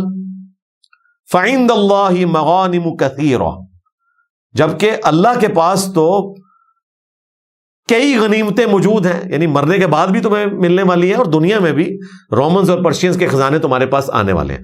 اب یہ جو باتیں بیان ہو رہی ہیں یہ قرآن بیان ہو رہا ہے. اگر کوئی کہتا ہے یہ صحابہ کرام کی توہین ہو رہی ہے تو ظاہر ہے وہ تو مسلمان نہیں ہے. جو مسلمان ہے وہ صحابہ کرام کو معصوم نہیں مانتا، انسان تھے، مس ہینڈلنگ ہو جاتی تھی. قرآن پاک میں بے شمار واقعات اس طرح کے آئے ہیں. کذالک کنتم من قبل، پہلے تم بھی تو اسی طرح تھے. فمن اللہ علیکم، تو پھر اللہ نے تم پر اپنا فضل فرمایا. یعنی تم بھی پہلے کافر تھے، مسلمان ہوئے ہو. آج اگر کوئی نیو مسلم آ رہا ہے اور تم سینئر مسلمان ہو تو جونیئر کو بھی تھوڑی سی سپیس دو. فتبینوا، تحقیق کر لیا کرو. ان اللہ کان بما تعملون خبیرا، بے شک اللہ تعالیٰ تمہارے کاموں کی خبر رکھے ہوئے ہے، اس سے تو کوئی چیز چھپی ہوئی نہیں ہے. کل تک تم بھی کافر تھے، اسلام قبول کیا، آج کوئی تمہیں سلام کرتا ہے تو تم کہتے ہو کہ تم مومن نہیں ہو. ایسا نہ کرو، ظاہر پر فتویٰ لگے گا. اسی کانٹیکسٹ میں وہ حدیث ہے جو اس کے شان نزول کو بیان کرتی ہے، صحیح بخاری اور صحیح مسلم دونوں کے اندر.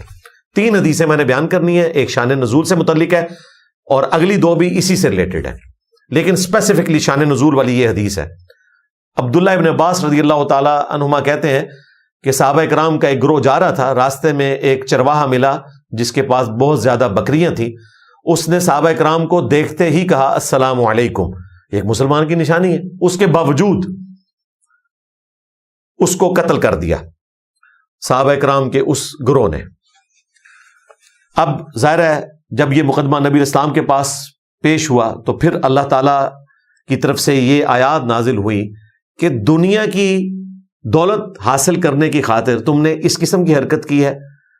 اور غور کرو، ایک وہ زمانہ تھا تم بھی کافر تھے، اللہ نے تمہیں اسلام کی دولت دی، تو آج اگر کوئی سلام کرے تو فتویٰ ظاہر پر لگے گا. تم نے اس کے اندر گھس کے اس کا ایمان چیک کرنے کی کوشش نہیں کرنی، نہ یہ کوئی کر سکتا ہے. دوسری حدیث بخاری اور مسلم دونوں میں موجود ہے، مشہور حدیث، میں نے کئی ایک ویڈیوز میں اس کو بیان کیا. اسامہ ابن زید والی، سیدنا زید ابن حارثہ رضی اللہ تعالیٰ عنہ کے بیٹے اسامہ ابن زید، وہ کہتے ہیں کہ میدان جنگ میں ایک کافر جب ہمارے تلواروں کے نیچے آ گیا، اس نے کلمہ پڑھا، تو وہ انصاری صحابی جو اس کافر سے لڑ رہے تھے انہوں نے اپنی تلوار اس سے روک لی کہ اس نے لا الہ الا اللہ پڑھا ہے. یہ الفاظ ہیں کہ اس نے لا الہ الا اللہ پڑھا. انصاری صحابی پیچھے ہو گئے.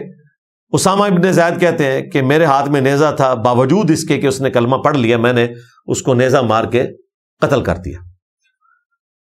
بعد میں ان کو دکھ تھا، نبی علیہ السلام تک خبر پہنچی. ایک روایت میں آتا ہے نبی علیہ السلام تک خبر پہنچی، آپ نے بلوا لیا. ایک روایت میں آتا ہے کہ انہوں نے خود ہی ایک دن حضور سے عرض کیا کہ اس طرح ایک معاملہ میرے ساتھ ہو گیا تھا. نبی علیہ السلام نے فرمایا کہ جب اس نے لا الہ الا اللہ پڑھ لیا تھا تو اس کے باوجود تو نے اس کو قتل کر دیا. تو وہ عرض کرتے ہیں یا رسول اللہ ایسا ہی ہے، میں نے کلمہ سنا، اس کے باوجود میں نے قتل کیا. آپ نے فرمایا ایسا تو نے کیوں کیا؟ تو انہوں نے کہا کہ یا رسول اللہ اس نے ڈر کر کلمہ پڑھا تھا. اللہ اکبر. نبی علیہ السلام نے فرمایا اسامہ کیا تو نے اس کا دل چیر لیا تھا؟ اسامہ تو کیا کرے گا، اسامہ تو کیا کرے گا، اسامہ تو کیا کرے گا جب قیامت والے دن وہ اللہ کے حضور لا الہ الا اللہ پڑھتا ہوا تیرے خلاف مقدمہ قائم کر دے گا. اور اسامہ ابن زید کہتے ہیں نبی علیہ السلام یہ جملہ بار بار ریپیٹ کرتے رہے، اسامہ تو کیا کرے گا، اسامہ تو کیا کرے گا. اسامہ تو پھر آپ سوچ سکتے ہیں کہ ان کی کیا حالت ہوگی جب نبی علیہ السلام کہہ رہے ہیں کہ تو کیا کرے گا. آج کا کوئی مسلمان ہوتا تو کہتا یا رسول اللہ جو کچھ بھی ہے تیرے محبوب کی امت سے، ہاں آپ کی امت سے ہیں، آپ نہیں سنبھالنا ہے. لیکن صحابہ کرام کو پتا تھا کہ اس طرح کے معاملات نہیں ہیں، بہت بڑی مس ہینڈلنگ ہے. اسامہ ابن زید کے الفاظ ہیں کہ جب نبی علیہ السلام مسلسل یہ کہہ رہے تھے اسامہ تو کیا کرے گا، اسامہ تو کیا کرے گا، میں نے دل میں خواہش کی کہ کاش آج سے پہلے میں کافر ہوتا، آج ہی کلمہ پڑھ کے مسلمان ہوتا، ایٹ لیسٹ میرا یہ گناہ دھل جاتا کہ میں نے ایک کلمہ پڑھنے والے شخص کو قتل کر دیا. اب مجھے بتائیں وہ علماء جو کلمہ پڑھنے والوں کی اولادوں کو، جو اپنے آپ کو عاشق رسول کہتے ہیں، مسلمان بتاتے ہیں، ان پہ 295A-B-C کے مقدمات قائم کر کے پوری زندگی کے لیے ان کو جیلوں میں ڈلوا رہے ہیں، اور وہ چیخیں مار رہے ہیں کہ ایسا نہیں ہوا، اس کے باوجود ہم معافی مانگنے کے لیے تیار ہیں، یہ کہہ رہے ہیں ہم معاف نہیں کریں گے. تو میرا خیال ہے ان کے ساتھ وہی کچھ ہوگا جو اگلی حدیث میں آنے والا ہے. بخاری اور مسلم دونوں میں حدیث ہے. یہ میں نے ترتیب میں تیسرے نمبر پہ اس لیے رکھی ہے، یہ سب سے زیادہ سخت حدیث ہے. سیدنا مقداد بن عمر الکندی کہتے ہیں میں نے ایک دن نبی علیہ السلام سے پوچھا یا رسول اللہ فرض کریں میں میدان جنگ میں ہوں اور ایک کافر کے ساتھ لڑ رہا ہوں اور کافر لڑائی کے دوران میرا ہاتھ کاٹ دے. آپ ذرا اس ترتیب کو یاد رکھیے گا، یہ پریکٹیکلی ہوا نہیں ہے، فرض کر رہے ہیں کہ اگر ایسا ہو جائے کہ وہ میرا ہاتھ کاٹ دے اور اسی دوران وہ ایک درخت کی پناہ حاصل کر لے یہاں تک کہ وہ میرے تلوار کے نیچے آ جائے اور وہ کلمہ پڑھ لے اور کہے کہ مجھے امان دو میں کلمہ پڑھتا ہوں، تو یا رسول اللہ کیا میں اسے قتل کر دوں؟ آپ علیہ السلام نے کہا کہ تم اسے قتل نہیں کر سکتے. پھر انہوں نے دوبارہ ریپیٹ کیا، ان کا یا رسول اللہ اس نے تو میرا ہاتھ کاٹا ہوا ہے. تو پھر آپ علیہ السلام نے ایک سخت جملہ بولا. آپ نے فرمایا اگر تو نے اس کو قتل کر دیا تو اس قتل کرنے سے پہلے جس جگہ تو کھڑا ہے نا، قیامت والے دن وہ تیری جگہ پہ کھڑا ہوگا، یعنی وہ مسلمان ہوگا، وہ مؤمن ہوگا، وہ صحابی ہوگا، اور قتل ہونے سے پہلے جس جگہ وہ کھڑا تھا تو صحابی ہونے کے باوجود قیامت والے دن اس کی جگہ پر کھڑا ہوگا. استغفر اللہ واتوب الیہ. میں کام اٹھتا ہوں جب بھی میں یہ حدیث پڑھتا ہوں کہ یہ نبی علیہ السلام کے اصحاب کا حال ہے کہ اگر وہ اس طرح کی ایکٹیویٹی پرفارم کریں تو حضور کہہ رہے ہیں کہ تم کافروں کی صف میں کھڑے ہو گئے اور کافر مسلمانوں کی صف میں اگر تم نے یہ کیا. میرا خیال ہے اس حدیث کے تحت ہمارے وہ مولوی جو توہین مذہب کے جھوٹے مقدمات بنا کر مسلمانوں کی لائف کو ونریبل کرتے ہیں، اور 400 کے قریب لوگ اس وقت اڈیالہ میں سڑ رہے ہیں، راولپنڈی کی جو سب سے بڑی جیل ہے، اور کیمپ جیل لاہور کے اندر 200 پلس، اور باقی جگہوں پر، ان میں سے اکثر جو ہیں ان پر جھوٹے مقدمات ہیں، اور جن پر ان کے ذام میں درست بھی ہے اس کا بھی منظریہ بالکل ڈیفرنٹ ہے، وہ اکا دکا کیسز ہیں، اور اس میں بھی توہین مذہب والی دفعات اس حوالے سے نہیں لگتی. ان کو ڈی ٹریک جن مولویوں نے کیا، جن لوگوں نے ان کو مس یوز کیا، وہ باہر پھر رہے ہیں جنہوں نے اس کے ذریعے مال کمایا. تو اللہ تعالیٰ ہماری اسٹیٹ کو عقل دے، سمجھ دے، ہمارے علماء کو سمجھ دے.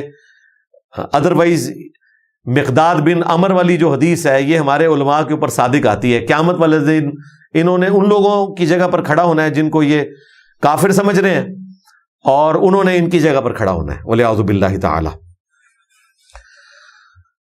علمی پوائنٹ نمبر 2، ہمارے جو بھائی ہیں انجینئر ریحان طارق صاحب، انہوں نے صرف ایک سوال پوچھا تھا، اپنے عقیدے کا اظہار نہیں کیا. چونکہ وہ اینکر تھے، اگر بقول آپ کے کوئی ایسی بات ہو رہی تھی جو آپ کے عقیدے کے خلاف ہے، اس کو کاؤنٹر کرنا اینکر کا کام نہیں. اینکر کا کام صرف مہمان کے ویوز کو پبلک تک پہنچانا ہے. ڈسکلیمر بھی وہ جاری کر دیتے ہیں. اس کے باوجود علماء کی طرف سے زور لگانا، اور آج انجینئر ریحان طارق صاحب کو پوری زندگی کے لیے ونریبل کرنا 295A کے تحت یا 298 کے تحت، پیکا کے تحت اگر کوئی مقدمہ کرنا تھا زیادہ سے زیادہ، اگرچہ وہ بھی نہیں بنتا، وہ تو سمجھ آتی تھی. 295A لگا کر پوری زندگی کے لیے آپ سمجھ لیں کہ اسٹیٹ نے عوام الناس کے حوالے کر دیا، جتھوں کے حوالے کرتی ہے. یہاں پر ہماری اسٹیٹ کی ذمہ داری ہے، وہ بھی ہوش کے ناخن لے، اور ان علماء کی ذمہ داری بھی ہے جو کل تک یہ کہتے تھے کہ اگر کسی پہ جھوٹا کیس بنا سب سے پہلے ہم کھڑے ہوں گے. تو اب کھڑے ہونا، ریٹن پہ فتوے دینا چھوٹی چیز ہے، ویڈیو میں آ کے جمعے کے خطبے میں بات کریں. خصوصاً حضرت معاذ اللہ تیری ڈیوٹی ہے، یہ ٹرمپ کا ناشتہ تو نے کیا، حلال کر اس ناشتے کو. ہاں، مسلمانوں کے کام آئے، کیونکہ یہ کہہ رہے تھے نا میں مسلمانوں کی فلاح کے لیے گیا ہوں، تو اس ناشتے کو حلال کرو اور ان کے حق میں فتویٰ دو اور ویڈیو میں آ کے بات کرو. لیکن یہ اتنا بے ایمان انسان ہے، اس جمعے بھی اس نے بات تک نہیں کی ریحان طارق صاحب کے حق میں. چلو اگلے جمعے میں کر لیں، تاکہ ایٹ لیسٹ ایک مظلوم شخص کی جان تو چھوٹے اس پورے سسٹم میں. بہرحال ابھی عدالتوں نے فیصلہ کرنا ہے، لیکن مولویوں نے یہ سارا جو جال بنا تھا اس میں وہ بندہ شکار ہو گیا جس نے صرف سوال پوچھا. اب اس کو میں کاؤنٹر کروں گا قرآن و سنت کے دلائل کی روشنی میں، کہ سوال پوچھنا کیا قرآن و سنت کی روشنی میں کوئی جرم ہے؟ سورۃ الانبیاء میں اللہ تعالیٰ نے ارشاد فرمایا، اور کئی صورتوں میں یہ آیت مبارکہ آئی، فَاسْأَلُوا أَهْلَ الذِّكْرِ إِن كُنتُمْ لَا تَعْلَمُونَ. پوچھ لیا کرو ان لوگوں سے جن کے پاس علم ہے، وہ اس فیلڈ کے ایکسپرٹ ہیں، اگر کسی معاملے میں تم علم نہیں رکھتے. اس سے مراد صرف علماء نہیں ہے. اگر قرآن پاک میں سائنٹیفک فیکٹس سے متعلق کوئی آیت ہے تو کسی سائنٹسٹ سے آپ نے پوچھنا ہے. جیولوجی سے متعلق ہے تو جیولوجسٹ سے آپ نے پوچھنا ہے. ایمبریولوجی سے متعلق ہے تو آپ نے اس فیلڈ کے ڈاکٹر سے پوچھنا ہے. انجینئرنگ سے متعلق ہے تو کسی انجینئر سے پوچھنا ہے. نکاح طلاق کے مسائل ہیں تو علماء سے پوچھنا ہے. اور علماء نے بھی باقی سارے مسائل انجینئرز اور ڈاکٹر سے ہی پوچھنے ہیں، کیونکہ انہیں تو پتہ ہی نہیں ہے کہ دنیا میں کیا ہو رہا ہے. 1000 سے زیادہ آیات قرآن پاک میں فزیکل فینومینا آف نیچر سے متعلق ہیں، سائنٹیفک فیکٹ سے متعلق ہے، جو آپ کو مولوی نہیں بتا سکتا. بہرحال اہل ذکر سے آپ نے مسئلہ پوچھنا ہے اگر آپ کے پاس علم نہیں. تو قرآن پاک تو کہہ رہا ہے آپ نے سوال پوچھنا ہے، یہ نہیں کہہ رہا کہ نہیں پوچھنا. پھر جامعہ ترمذی میں، سنن ابن ماجہ میں، سنن نسائی میں، سنن ابی داؤد میں یہ حدیث موجود ہے. نبی علیہ السلام نے فرمایا کہ جس سے کوئی علم کی بات پوچھی گئی اور وہ اس کو معلوم تھی، اس کے باوجود اس نے اس بات کو چھپا لیا اور حق بات نہیں پہنچائی، تو قیامت والے دن ایسے شخص کے منہ میں آگ کی لگام ڈال دی جائے گی کہ تو نے دنیا میں حق بات کیوں چھپا لی تھی. وہ علماء جو بخاری اور مسلم میں اہل البیت علیہ السلام کی شان میں آئی ہوئی احادیث سے متعلق اپنی زبانوں کو بند رکھتے ہیں، الٹا چھپانے کی کوشش کرتے ہیں، کہیں ماموں پارٹی بے نقاب نہ ہو جائے، ان کے منہ میں لگام ڈالی جائے گی۔ اور یہ فتویٰ تو ہے جامعہ ترمذی کے اندر موجود۔ قرآن پاک میں سورۃ البقرہ کی آیت نمبر 159 اور 160 میں تو آیا کہ ایسے لوگوں پر اللہ کی لعنت، فرشتوں کی لعنت اور تمام لعنت کرنے والوں کی لعنت جو حق بات کو چھپا لیتے ہیں جب تک کہ وہ حق بات لوگوں تک پہنچا نہ دے۔ تو قرآن پاک میں تو اس سے بڑا فتویٰ آیا ہوا ہے، اس لیے میں نے کربلا والا جو ریسرچ پیپر لکھا اس کا سٹارٹ ہی انہی آیات کے ساتھ کیا اور جامعہ ترمذی کی اس حدیث کے ساتھ۔ دوسری طرف آپ دیکھیں علماء یہ گھلا کرتے ہیں کہ لوگ علماء سے آ کر نہیں پوچھتے، انجینئر سے مسئلے پوچھتے ہیں، ڈاکٹر سے پوچھتے ہیں، ہم اس فیلڈ کے ایکسپرٹ ہیں، ہم سے آ کر پوچھیں۔ جب مسئلہ پوچھا جاتا ہے تو کہتے ہیں یہ سوال کرنا ہی حرام ہے، یہ باتیں کرنا ہی حرام ہے، اور اس طرح کرنے سے آپ توہین میں مبتلا ہو جائیں گے، آپ کلمہ پڑھ کر مسلمان ہوں، آپ کا نکاح ٹوٹ چکا ہے، اس قسم کی باتیں کریں گے تاکہ لوگ سوال کرنا ہی چھوڑ دیں۔ ایک ٹکٹ میں دو مزے کرتے ہیں، جب کوئی سوال نہیں پوچھتا تو کہتے ہیں ہم سے نہیں پوچھتے، جب کوئی پوچھتا ہے تو اس پر توہین مذہب کا الزام لگا دیتے ہیں۔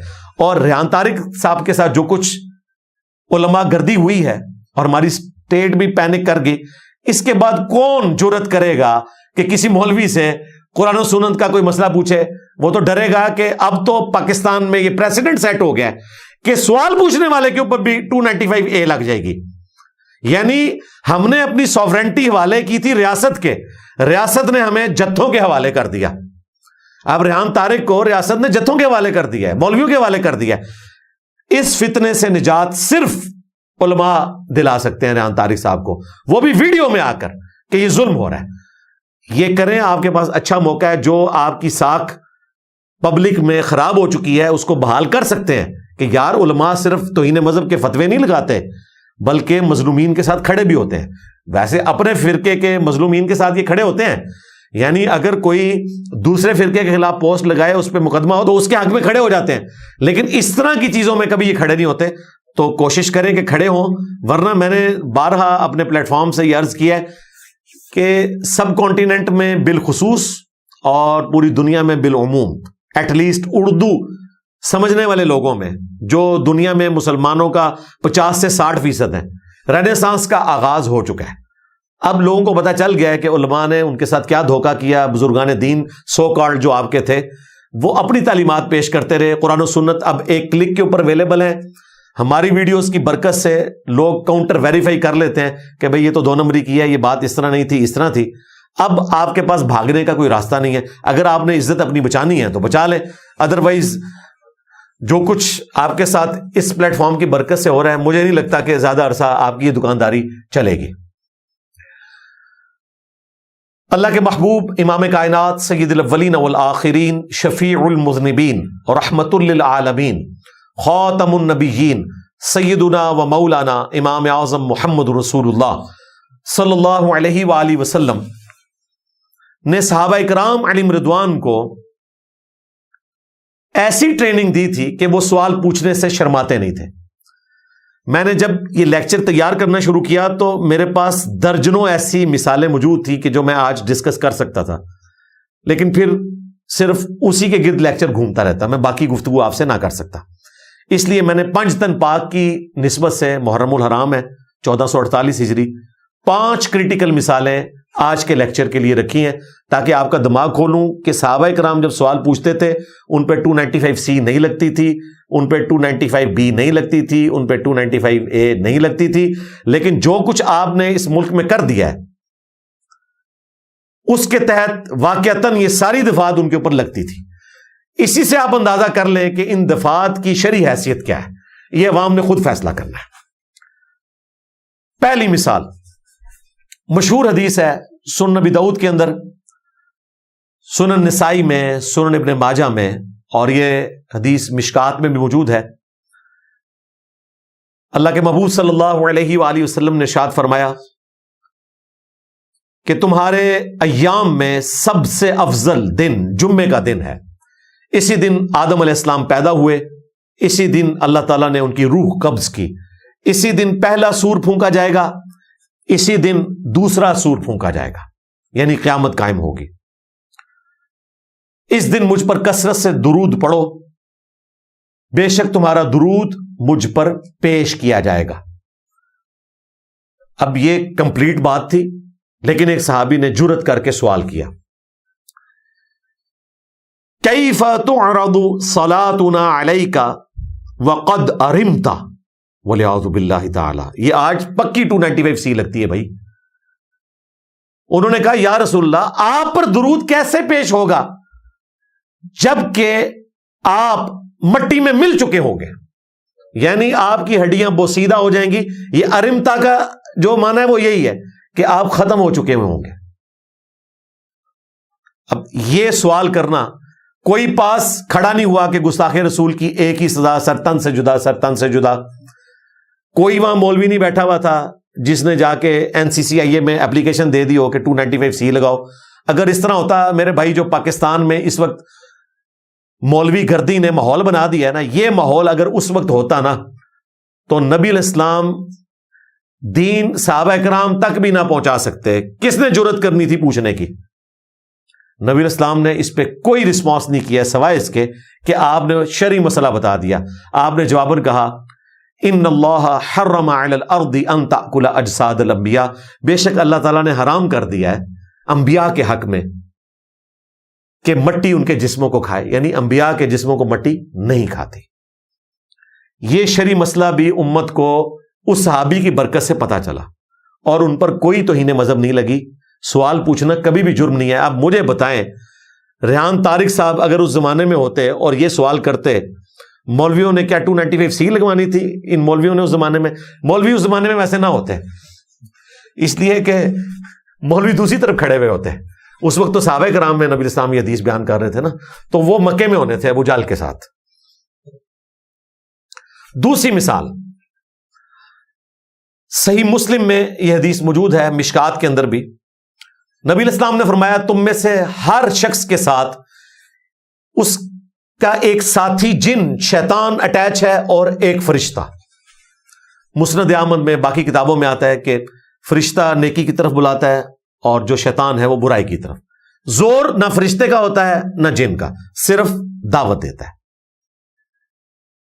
تو نبی الاسلام نے فرمایا ہر شخص کے ساتھ ایک شیطان اور ایک فرشتہ اٹیچ ہے۔ صحابہ کرام نے عرض کیا یا رسول اللہ، کیا آپ کے ساتھ بھی شیطان اٹیچ ہے؟ اب مجھے بتائیں، آج کا کوئی بندہ ہوتا وہ کہتا تیری عقل کام کرتی ہے، وہ تو اللہ کے پیغمبر ہیں، معصوم ہیں، یہاں شیطان کا کیا کام؟ پکی 295C بنتی ہے، اور ان کے تحت تو توبہ بھی قبول نہیں ہے۔ صحابہ کرام نے جب پوچھا تو نبی الاسلام نے اس کے جواب میں یہ نہیں فرمایا کہ گستاخی ہو گئی ہے، تمہاری عقل کام نہیں کرتی، تم نے مجھے ابھی تک نبی نہیں مانا، تمہیں نہیں پتا نبی معصوم ہوتے ہیں، یہ بنیادی بات بھی تمہیں بتانے کی ضرورت ہے۔ آپ علیہ السلام نے فرمایا ہاں میرے ساتھ بھی ایک شیطان اٹیچ تھا، پھر اللہ تعالیٰ نے میری مدد فرمائی، یعنی نبی الاسلام نے اسے اپنی طرف بھی منسوب نہیں کیا، کہا اللہ نے میری مدد فرمائی اور وہ میرا مطیع ہو گیا۔ یہاں پہ کہتے ہیں عبد القادر جیلانی نے اسرائیل سے روح چھین لی، ٹھیک ہے جی، اندازہ کریں نبی الاسلام کیا کہہ رہے ہیں، اللہ نے میری مدد فرمائی اور وہ میرا مطیع ہو گیا، اور میرے ساتھ جو شیطان اٹیچ تھا وہ اب تابع فرمان ہے، یعنی وہ مسلمان ہو چکا ہے۔ اور پھر نبی الاسلام نے فرمایا کہ وہ جن مجھے خیر اور بھلائی کی بات ہی کہتا ہے، یعنی نبی الاسلام وہ ہستی ہیں کہ جن کو اللہ تعالیٰ نے شیطان سے محفوظ کیا ہے۔ اسی لیے ہم کہتے ہیں کہ امام اس کو بناؤ کہ جس کی قبر مدینے میں ہے، ہاں، یعنی کہ میرے نبی سا ہے ہی کوئی نہیں، تیرے بابے تے شاہی کوئی نہیں۔ اس میں اور بھی بول سکتا تھا، بزرگوں کی مٹی کافی پلید کر سکتا تھا، لیکن چھوڑتا ہوں تاکہ لیکچر مکمل ہو جائے۔ تیسری مثال، یہ حدیث بخاری اور مسلم دونوں میں موجود ہے، یہ بھی اسٹانشنگ حدیث ہے۔ نبی علیہ السلام نے فرمایا تم میں سے کوئی شخص صرف اپنے اعمال کی بنیاد پر جنت میں داخل نہیں ہو سکتا۔ اب سب کو اپنی آخرت کی فکر کرنی چاہیے تھی۔ صحابی پوچھ رہے ہیں یا رسول اللہ کیا آپ بھی؟ پکی 295C، یعنی آج ہمارے بچے کو بھی پتا ہے، یہ سوال نہیں پوچھنا چاہیے۔ سر تن سے جدا پارٹی دیکھ لو تمہارے علماء نے تمہیں کیا دین سکھایا. پھر مجھے کہنے دو کہ مرنے سے پہلے اے مسلمان کر لے اس پہ غور. کتابوں کا خدا اور ہے, تیرے بابوں کا خدا اور. کتابوں کا پیغمبر اور ہے, تیرے بابوں کا پیغمبر اور. کتابوں کا دین اور ہے, تیرے بابوں کا دین اور. یعنی کہ اگرچہ وہ اسی دین کے ماننے والے تھے, اسی پروفٹ کے ماننے والے تھے, اسی خدا کے ماننے والے تھے, لیکن گویا اپنی تعلیمات کے اعتبار سے کسی اور ہی خدا کو وہ مان رہے تھے, کسی اور ہی پیغمبر کو مان رہے تھے. اندازہ کریں, صحابی پوچھ رہے ہیں یا رسول اللہ کیا آپ بھی جنت میں نہیں جائیں گے؟ آپ جواب سنیں, وہ تو اس سے اگلا ورژن ہے. نبی علیہ السلام نے فرمایا ہاں میں بھی, جب تک میرے رب کا فضل, اس کی رحمت مجھ پر سایہ فکر نہ ہو جائے, مجھے ڈھانپ نہ لے اس کا فضل اور رحمت, میں بھی صرف اپنے اعمال کی بنیاد پر جنت میں داخل نہیں ہو سکتا. یہ نبی علیہ السلام کوئی نعوذ باللہ مذاق نہیں فرما رہے تھے, امت کا عقیدہ درست کر رہے تھے کہ کل کو کوئی بابا آ کے یہ دعویٰ نہ کرے کہ میں اپنے سارے مرید جنت میں ساتھ لے کے جاؤں گا. میں نے جنت میں اس وقت تک نہیں جانا جب تک کہ میں اپنے سارے مریدوں کو جنت میں نہ لے جاؤں. تو اس قسم کی اگر کوئی بابا کہانیاں کرائے تو اسے یہ حدیثیں بخاری مسلم کی پیش کرنا کہ یار تو کیا چیز ہے بھائی, جا اپنا سودا کہیں اور جا کے بیچ. ہاں اب تو ختم نبوت کا مجاہد آ گیا دنیا میں. ہاں میرے نبی سا ہے ہی کوئی نہیں, تیرے بابے تھے شاہ ہی کوئی نہیں. یقین کریں یہ ایک ایک حدیث پہ نا ایک ایک گھنٹہ بزرگوں کی طبیعت میں صاف کر سکتا ہوں, لیکن میں آج بزرگوں کو چھوڑ رہا ہوں یار, پہلے اتنی ہو چکی ہے, مرے ہوئے کو کیا مارنا یار. چوتھی مثال, صحیح بخاری میں یہ حدیث موجود ہے اور مشکات کے اندر بھی موجود ہے. یہ کسی اور ہی رخ کی روایت ہے جی. سیدہ بریرہ رضی اللہ تعالی عنہا, یہ ایک آزاد کردہ لونڈی تھی. آزاد ہونے سے پہلے ایک صحابی تھے مغیث, ان کے عقد میں تھی, وہ غلام تھا. بخاری مسلم میں حدیث موجود ہے کہ اگر کوئی عورت آزاد ہو جائے تو پھر اس کی مرضی ہے, اگر اس کا خامند غلام ہے تو وہ اپنا نکاح اس سے ختم کر سکتی ہے, کیونکہ وہ آزاد عورت ہے اور اس کا مرد جو ہے وہ غلام ہے, یہ اس کو رائٹ مل جاتا ہے. اسی تحت بخاری شریف میں آتا ہے کہ جب وہ لونڈی آزاد ہوئی تو اس نے اپنے خامند سے علیحدگی کا فیصلہ کر لیا, اور حضرت عباس رضی اللہ تعالیٰ عنہ کہتے ہیں کہ گویا کہ آج بھی وہ منظر میری آنکھوں کے سامنے ہے کہ مغیث مدینے کی گلیوں میں روتا ہوا گھوم رہا ہے اپنی بیوی کے پیچھے پیچھے, اور اس کی داڑھی آنسوؤں سے تر ہے, اور ایک ہی ریکویسٹ کر رہا ہے کہ تو مجھ سے نکاح ختم نہ کر. نبی علیہ السلام کو بھی ترس آ گیا اپنے غلام کے اوپر. آپ نے حضرت عباس بن عبد المطلب سے کہا کہ تو نے مغیث کو نہیں دیکھا, کیا اس کی محبت ہے؟ اور پھر حضور نے کہا کہ اس کے اگینسٹ تو نے بریرہ کو نہیں دیکھا, وہ کتنی بے رغبتی کرتی ہے اسے. پھر نبی علیہ السلام نے بلوا لیا بریرہ کو. آپ علیہ السلام نے فرمایا کہ تو نے مغیث کی حالت نہیں دیکھی, تو میری تو خواہش ہے کہ تو اس کے ساتھ اپنا نکاح کنٹینیو کر. تو اس نے پہلا سوال پوچھا, پکی 295C, ہاں ان کی ڈاکٹرن کے تحت. اس نے کہا کہ یا رسول اللہ یہ آپ مجھے حکم دے رہے ہیں یا مشورہ دے رہے ہیں؟ ہم تو کہتے ہیں یا رسول اللہ آپ اپنی زبان سے کوئی بات نکالیں, یہ ہماری جان حاضر ہے. لیکن بریرہ نے تو یہ نہیں کہا کہ میری جان حاضر ہے, انہوں نے کہا آپ مجھے مشورہ دے رہے ہیں یا حکم دے رہے ہیں؟ آپ تو کہتے ہیں نبی اسلام کی مبارک زبان سے کوئی بات نکلے ہمارے لیے حکم ہی حکم ہے. ابھی تو اس کا جواب جب آئے گا نا تو آپ چھت سے جا کے لگیں گے. نبی السلام نے فرمایا کہ میں حکم نہیں دے سکتا, ظاہر ہے اللہ نے تجھے رائٹ دیا ہے, میرا یہ مشورہ ہے. تو اس نے کہا یا رسول اللہ پھر مجھے آپ کے مشورے کی حاجت نہیں ہے, میں اپنا فیصلہ کر چکی ہوں. ہوئے ہوئے ہوئے ہوئے, یہاں تو کہتے ہیں حضور آپ حکم فرمائیں ہم یہ کر دیں گے. اب مجھے بتائیں یہ صحابیہ انہوں نے تو آپ کی ڈاکٹرن کے تحت پکی گستاخی کی ہے, تو اب آپ فیصلہ کریں. اب میرا خیال ہے تھوڑا سا رافضی آپ بن جائیں اور اس صحابی کے بارے میں کوئی بات کریں. آپ نہیں بنیں گے, آپ کو پتا ہے دین یہی ہے, یہ کتابوں کا دین ہے. اچھا یہ روایتیں میں نے کوئی غار سے تو دریافت نہیں کی ہیں, انہی کتابوں میں موجود تھی. آج لوگ ہماری بات کیوں سن رہے ہیں؟ لوگ کہتے ہیں جی انجینئر سے مسئلے پوچھ رہے ہیں. اللہ کے بندو تم کہانیاں سناتے ہو, تم بابوں کی سٹوریاں سناتے ہو. لوگ تنگ آ چکے ہیں, لوگ کہتے ہیں بتاؤ کہاں لکھا ہوا ہے. ہم ہر چیز ڈسپلے کروا دیتے ہیں. یہ بھی میں ایک ایک ریفرنس ڈسپلے کراؤں گا, پبلک کو پتا چلے. 5ویں مثالیں میں نے جب لکھنی شروع کی نا اپنی یاداشت کے ساتھ تو درجنوں مثالیں بن رہی تھیں, لیکن یہ لیکچر ہی 3-4 گھنٹے پہ چلا جانا تھا, اس لیے میں نے پنجتن پاک کی نسبت سے 5 مثالیں رکھی ہیں. یہ حدیث صحیح مسلم میں ہے, اوپر تلے 3 طرق اس کے موجود ہیں, مشکات میں بھی موجود ہے.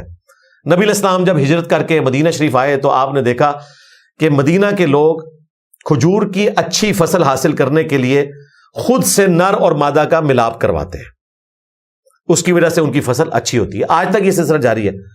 آپ علیہ السلام نے کہا کہ ایسا کیوں کرتے ہیں؟ انہوں نے کہا اس سے فصل اچھی ہوتی ہے. تو آپ نے فرمایا اگر نہ کرو تو شاید بہتر ہو. آپ نے مشورتاً بات کی, انہوں نے ایسا کرنا چھوڑ دیا. اس سال ان کی فصل کم ہوئی. شکایت لے کے نبی اسلام کے پاس آ گئے کہ یا رسول اللہ آپ نے مشورہ دیا تھا, آپ کے مشورے پہ عمل کیا ہے, اینڈ رزلٹ یہ نکلا کہ ہماری فصل کم ہو گئی ہے, پکی 295C بنتی ہے. اور نبی اسلام نے کوئی اس پہ فتویٰ نہیں لگایا. آپ علیہ السلام نے فرمایا دیکھو میں بھی ایک انسان ہوں, جب دین کے معاملے میں تمہیں کوئی حکم دوں تو تم اسے پورا کیا کرو, البتہ جب میں اپنی رائے سے تمہارے دنیاوی امور میں کوئی تمہیں مشورہ دوں وَأَنْتُمْ أَعْلَمُ بِأَمْرِ دُنْيَاكُمْ, تم دنیا کے کاموں کو بہتر سمجھتے ہو. ظاہر نبی علیہ السلام کا سارا ایکسپیرینس بھیڑ بکریاں پالنے کا تھا, آپ علیہ السلام کا کھجور کے حوالے سے ایکسپیرینس نہیں تھا. تو آپ نے فرمایا دنیا کے کاموں کو تم بہتر سمجھتے ہو. اس میں وہ جواب بھی مل گیا. لوگ کہتے ہیں جی ایٹم بم بنانے کا طریقہ نبی علیہ السلام نے کیوں نہیں بتایا؟ اس لیے کہ نبی علیہ السلام ہمارے ہدایت کے امام ہیں. آپ کو اللہ تعالیٰ نے ہدایت کے لیے دنیا میں بھیجا تھا, یہ کام کرنے یا کروانے کے لیے نہیں بھیجا تھا. اگر ایسا ہوتا تو یہ بھی کروا دیا جاتا, لیکن نبی علیہ السلام ہمارے ہدایت کے امام ہیں.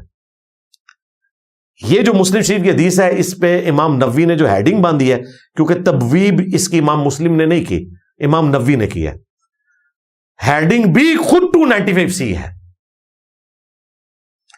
کن معاملات میں نبی علیہ السلام کی اطاعت واجب ہے اور کن معاملات میں واجب نہیں ہے.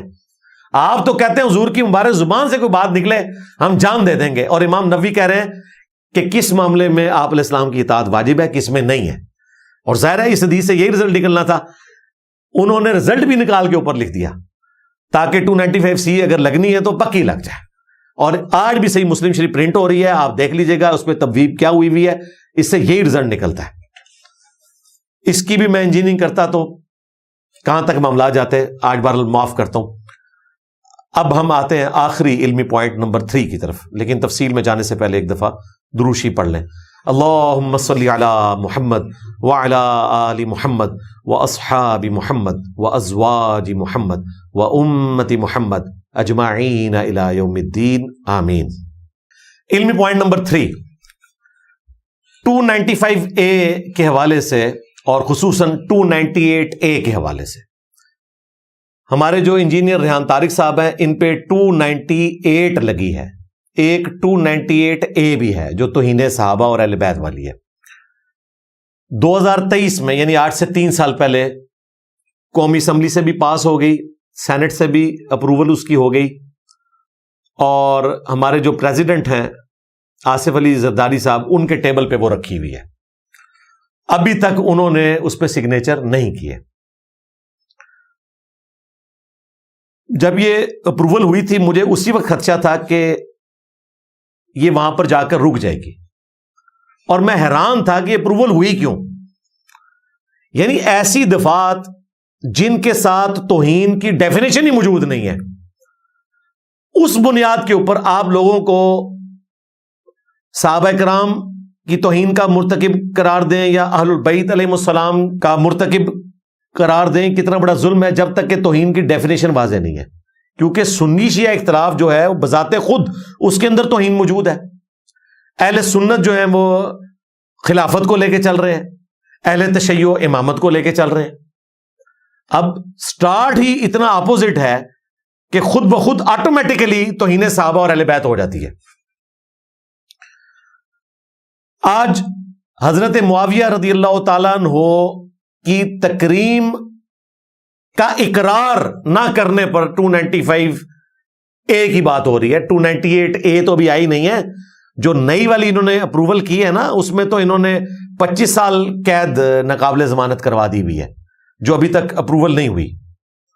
تو مجھے بتائیں, اگر یہی کچھ ہوگا تو کروڑوں سنیوں کے اوپر 298 اے لگ جائے گی اہل تشیع کی نظر میں, اور کروڑوں اہل تشیع کے اوپر 298 اے لگ جائے گی اہل سنت کی نظر میں, کیونکہ ایک کے نزدیک جو عقیدہ ہے دوسرے کے نزدیک وہ گستاخی ہے, اور جو دوسرے کے نزدیک عقیدہ ہے وہ پہلے کے نزدیک گستاخی ہے. میں اس کی مثالیں آپ کے سامنے رکھتا ہوں تاکہ ان کے 14 طبق روشن ہو جائیں. یہ پہلی مثال میں رکھنے لگوں. حضرت ابو طالب کے حوالے سے اہل تشیع کا یہ موقف ہے کہ وہ معصومین میں آتے ہیں. ظاہر ہے مولا علی رضی اللہ تعالیٰ عنہ علیہ السلام کے والد ہیں, اور ہمارے نبی علیہ السلام کے اوپر سب سے زیادہ جن دو ہستیوں کا احسان ہے ان میں پہلے نمبر پر حضرت ابو طالب ہیں اور دوسرے پہ سیدہ ختیجہ ہیں سلام اللہ علیہا. لہذا جس ہستی کا احسان ہمارے پروفٹ پر ہے گویا کہ پوری امت پہ ان کا احسان ہے. اب اہل سنت حضرت ابو طالب کے ایمان کے قائل نہیں ہے. دوسری طرف اہل سنت اہل تشیع سے یہ ڈیمانڈ کر رہے ہیں کہ آپ حضرت معاویہ کی عزت کریں, اور خود یہ کیا کر رہے ہیں, حضرت ابو طالب کا ایمان بھی نہیں مان رہے. سید جواد نقوی صاحب نے یہ نہیں کہا کہ میں حضرت معاویہ کے ایمان کا قائل نہیں ہوں, لیکن حضرت معاذ اللہ وہابی سرکار اور ان کے ساتھ باقی دیوبندی اور بریلوی حضرات, ایون اعلیٰ حضرت بریلوی, انہوں نے تو پورا کتابچہ لکھا ہے ابو طالب کو کافر قرار دینے کے لیے, وہ تو قائل ہیں کہ وہ کافر ہیں. اگر اہل تشیع اس چیز کو لیں تو اعلیٰ حضرت کی قبر پہ جا کے کتبہ لگائیں گے, احسان لائی ظہیر کی قبر پہ جا کے کتبہ لگائیں گے 298 اے کا, اور اس کے بیٹوں کے اوپر لگائیں گے کتبہ 298 اے کا. اس کا کوئی اینڈ ہوگا؟ مجھے بتائیں. تم لوگوں سے کہہ رہے ہو کہ حضرت معاویہ کی عزت کرو, وہ کہہ رہے ہیں کہ ہم ان کو عزت کے قابل نہیں سمجھتے, البتہ ہم توہین نہیں کرتے. اور دوسری طرف تم حضرت ابو طالب کے لیے کہہ رہے ہو کہ وہ کافر ہیں, تو پھر تم نے تو توہین کا بھی اعلیٰ درجہ حاصل کر لیا. لہذا اس دن سے ڈر جاؤ کہ یہ آگ تمہارے گھر تک پہنچے, اور انشاءاللہ پہنچے گی, میں تمہیں بتا دوں. اور پھر یہ بات یہاں تک نہیں رکے گی, پھر بخاری مسلم کے اوپر بھی فتوے لگنے شروع ہو جائیں گے, کیونکہ بخاری مسلم میں روایتیں موجود ہیں حضرت ابو طالب کے حوالے سے, اور ان کو قرآن پاک کی آیات کے ساتھ بھی ریلیٹ کیا گیا. سورۃ القصص کی آیت انک لا تہدی من احببت ولکن اللہ یہدی من یشاء, اور سورہ توبہ کی آیت کے ساتھ کہ کسی نبی اور اہل ایمان کے لیے یہ روا نہیں ہے کہ جب اسے پتا چل جائے کہ اس کا کوئی قریبی رشتہ دار شرک کی حالت میں دنیا سے گیا کہ وہ اس کے لیے دعائے مغفرت کرے. انہی آیات کو حضرت ابو طالب پہ لگایا گیا بخاری مسلم دونوں کے اندر. تو پھر تو بھائی بخاری مسلم کے خلاف بھی ایک محاذ کھڑا ہو جائے گا. اس کا اینڈ رزلٹ یہ ہے کہ اہل سنت اپنے عقیدے پر رہیں, اہل تشیع اپنے عقیدے پر رہیں, کو ایگزسٹ کریں. فتویٰ بازی پر آئے تو میں بتاؤں کسی نے نہیں بچنا. دوسری مثال جو آج کل حضرت معاذ اللہ کے لیے ایک مصیبت بنی ہے, اسی لیے پچھلا جمعہ حضرت معاذ اللہ نے اپنے دفاع پر پڑھایا ہے, اور وہ بھی کرسی پہ بیٹھ کے خلاف سنت. آپ کے ماموں تو چونکہ ان کا وزن زیادہ ہو گیا تھا, وہ کھڑے ہو کر سنت کے مطابق خطبہ نہیں دے سکتے تھے. المصنف ابن ابی شیبہ میں موجود ہے, باقی کتابوں میں بھی, تو وہ سمجھ آتی تھی. آپ تو کھڑے ہو سکتے ہیں, آپ کو بھی پتہ ہے خلاف سنت ہے, آپ حنفیوں سے اس کا اختلاف کرتے ہیں. پتہ نہیں شاید آپ کی ٹانگیں آج کل وزن نہیں اٹھا رہی, کیونکہ ان کی ایک پوڈ کاسٹ کا جملہ حضرت مالک اشتر رحمہ اللہ تعالیٰ کے حوالے سے عام ہو گیا. اب مالک اشتر وہ ہیں جو اہل تشیع کے ہاں آرمی چیف ہیں, سیدنا علی ابن ابی طالب کے. آپ ذرا سوچیں کہ حضرت علی رضی اللہ تعالیٰ عنہ خلیفہ راشد ہیں, اہل سنت کے ہاں بھی ان کا آرمی چیف ہے مالک اشتر. اہل سنت میں ان کے بارے میں دو رائے پائی جاتی ہیں. مسلمان ہونے کے تو سارے قائل ہیں, تابعی ہونے کے بھی اہل سنت قائل ہیں. اہل تشیع کہتے ہیں کہ وہ صحابی بھی ہیں, اہل سنت کے ہاں یہ ہے کہ وہ صحابی نہیں ہیں, تابعی ہیں. البتہ نبی علیہ السلام کا انہوں نے زمانہ پایا جس طرح کہ ویسے کرنی نے زمانہ پایا تھا. البتہ اپنی وفات تک حضرت علی کے مخلص ساتھی رہے ہیں. الگ سے ایک ٹاپک ہے یہ. مفتی سعید جنہوں نے ہمارے ایکس پرائم منسٹر صاحب کے تینوں نکاح پڑھائے تھے، ان کی ویڈیو بھی مالک اشتر کے دفاع میں آئی ہے. حضرت ابو ذر غفاری کا جنازہ پڑھنے والے اور بعض کے نزدیک پڑھانے والے وہی ہیں. المستدرک الحاکم میں بھی اس کو سپورٹیو روایتیں موجود ہیں. تو وہ تو کہتے ہیں کہ ہمارے لیے قابل احترام ہے. یعنی اہل سنت میں بھی لوگ ہیں جو قابل احترام سمجھتے ہیں. اہل تشیع ان کو کیا درجہ دیتے ہیں وہ تو آپ سوچ سکتے ہیں. اور یہ وہابیوں نے ان کے بارے میں نازیبا الفاظ بولے ہوئے ہیں، لانتیں بھیجی ہوئی ہیں، اور پتہ نہیں کیا کچھ کہا ہوا ہے. تو توہین مذہب تو اس میں بھی لگتی ہے، 298A تو لگ جائے گی. مقدسات کی توہین تو ہوگی ہے. اور مجھے لگتا ہے کہ حضرت معاذ اللہ کو جب یہ آئینہ دکھایا جائے گا نا کہ تیرے اوپر 298A لگتی ہے مالک اشتر کی توہین کرنے کے اوپر اور ابو طالب کو مسلمان نہ ماننے کے اوپر، تو میرا خیال ہے شاید یہ اپنے اس قسم کے گلے پھاڑنے سے دستبردار ہو جائیں گے انشاءاللہ. میں پریڈکٹ کر رہا ہوں بیہائنڈ دا سین یہی کچھ ہوگا. تیسری مثال سنیں. صحیح مسلم کی 2 احادیث ایسی ہیں جس سے غلط رزلٹ نکالا وہابیوں نے بھی، بعض دیوبندیوں نے، اور بعض بریلویوں میں چھپے ہوئے ناسبیوں نے. ایک حدیث ہے، نبی الاسلام نے فرمایا کہ تیرا باپ اور میرا باپ آگ میں ہے. وہ کہتے ہیں ایسے ثابت ہوا کہ نبی الاسلام کے والد حضرت عبداللہ رضی اللہ تعالیٰ عنہ علیہ السلام نعوذ باللہ جہنمی تھے. دوسری حدیث صحیح مسلم سے ہی پیش کرتے ہیں کہ نبی الاسلام نے اپنی والدہ کی قبر کی زیارت کی دعا کی تو اللہ تعالیٰ نے قبول کر لی، لیکن جب انہوں نے مغفرت کی دعا کرنے کی اجازت مانگی تو نہیں ملی. وہ کہتے ہیں جس سے ثابت ہوا کہ ماں بھی جو ہے نا وہ نعوذ باللہ ایمان پر نہیں تھی. نعوذ باللہ من ذالک. سیدہ آمنہ سلام اللہ علیہا ورضی اللہ تعالیٰ عنہا. ہم ان دونوں حدیثوں کے جواب صحیح مسلم سے ہی دیتے ہیں. صحیح مسلم میں حدیث ہے، نبی علیہ السلام نے فرمایا اے عمر تجھے معلوم نہیں کہ چچا باپ کی مثل ہوتا ہے، لہذا اپنے باپ عباس بن عبد المطلب کی طرف سے زکوٰۃ میں ادا کروں گا. لہذا جو مسلم شریف کی حدیث میں آیا تھا کہ تیرا باپ اور میرا باپ آگ میں ہے، وہاں نبی علیہ السلام نے باپ کا کنایا بعض کے نزدیک ابو لہب کی طرف کیا تھا، بعض کے نزدیک حضرت ابو طالب کی طرف کیا تھا. میں نے بھی کسی زمانے میں یہ بیان کیا تھا حضرت ابو طالب کے حوالے سے، لیکن پھر میں نے اس حوالے سے رجوع کر لیا. میں اپنی زبان ان کے حوالے سے بند رکھتا ہوں، جس طرح کہ ہمارے استاد مولانا اسحاق صاحب نے فرمایا کہ ہم اس معاملے میں آگے نہ بڑھیں. اور دوسرا جو انہوں نے کہا کہ جی ماں کی مغفرت کی اجازت نہیں ملی، اس سے انہوں نے رزلٹ نکالا کہ وہ کافرہ تھی، حالانکہ اس میں تو الفاظ موجود نہیں ہے. اگر اس طرح رزلٹ نکالو گے تو صحیح مسلم سے ہی میں جواب دوں گا. نبی اسلام نے فرمایا 240 نمبر حدیث، علی سے محبت نہیں رکھے گا مگر مؤمن، علی سے بغض نہیں رکھے گا مگر منافق. تو میرا ایک معصومانہ سوال ہے، اگر میں کرولریز بنانا شروع کروں صرف مولا علی کی دل میں نفرت ہونا منافق کی علامت ہے، تو جو مولا علی کے خلاف تلوار اٹھا لے اس کے نفاق میں کوئی شک رہ جائے گا اگر اس طرح رزلٹ نکالنا شروع کیا جائے؟ ہم نہیں نکالتے. ہم حضرت معاویہ رضی اللہ تعالیٰ عنہ کو صحابی مانتے ہیں. سیدنا طلحہ، زبیر، سیدہ عائشہ رضی اللہ عنہم اجمعین وعلیہم السلام اجمعین کا تو معاملہ بالکل الگ ہے. انہوں نے تو معافی مانگی، مولا علی نے معاف بھی کر دیا. پچھلی دفعہ میں 3 گھنٹے اس پر بول چکا ہوں. لیکن صفین والے نہیں بچتے پھر اگر ہم اس طرح کرولریز بنانا شروع کریں. میں وابیوں کے لیے کہہ رہا ہوں کہ تم تو نبی اسلام کی ماں کے پیچھے پڑے ہو نا، تمہارے ماموں اس میں آ جائیں گے. علی سے محبت نہیں رکھے گا مگر مومن، علی سے بغض نہیں رکھے گا مگر منافق. وہاں پر یہ کہیں گے کہ ضروری تو نہیں ہے کہ بغض کی وجہ سے انہوں نے جنگ کی ہو، عین ممکن ہے کہ اختلاف ہو گیا ہو، بات سمجھنے میں یہ تو مانتے ہیں کہ حق پہ مولا علی تھے، تو وہاں پہ تعویل کریں گے. تو یہاں پر اللہ کے بندو قرآن پاک واضح کہہ رہا ہے وَمَا كُنَّا مُعَذِّبِينَ حَتَّى نَبْعَثَ رَسُولًا، ہم کسی کو عذاب اس وقت تک نہیں دیتے جب تک کہ ان میں رسول کو مبعوث نہ کریں. سورہ بنی اسرائیل میں یہ آیا، اور سورہ یاسین کے سٹارٹ میں آیا لِتُنذِرَ قَوْمًا مَا أُنذِرَ آبَاؤُهُمْ فَهُمْ غَافِلُونَ.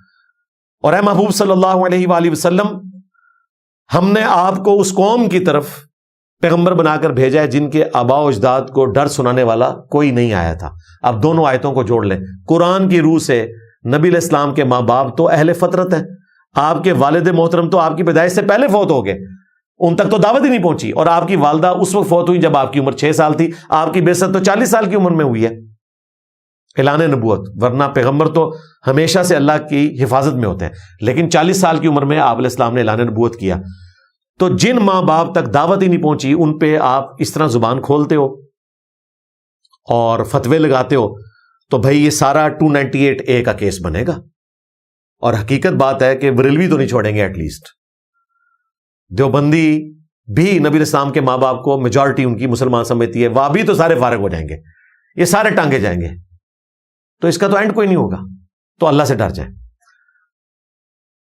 اب یہ مثالیں سن کے تو حنفی بھی خوش نہ ہو، ان کا بھی معاملہ پھنسا ہوا ہے. ہاں میں نے پھنسا دیا ہے. ایک کتاب ڈھونڈی تھی انہوں نے بڑی مشکل سے، الفقہ الاکبر، اتنی سی پڑیا 15-20 صفحوں کی، کہتے ہیں جی یہ امام حنیفہ کی کتاب ہے. الفقہ الاکبر یعنی بڑی فقہ، عقیدہ. فقہ اصغر جو ہے وہ چھوٹی فقہ کو کہتے ہیں، بڑی فقہ جو ہے وہ عقائد سے متعلق ہے. اس کے پہلے صفحے پر لکھا ہوا ہے کہ نبی الاسلام کے ماں باپ نعوذ باللہ حالت کفر میں دنیا سے گئے. اب یہ کہہ رہے ہیں نہیں وہ چینج ہوگی کتابیں، اعلیٰ حضرت نے کہا ہے یہ چینج ہو گئی ہے، یہ اس طرح نہیں تھا.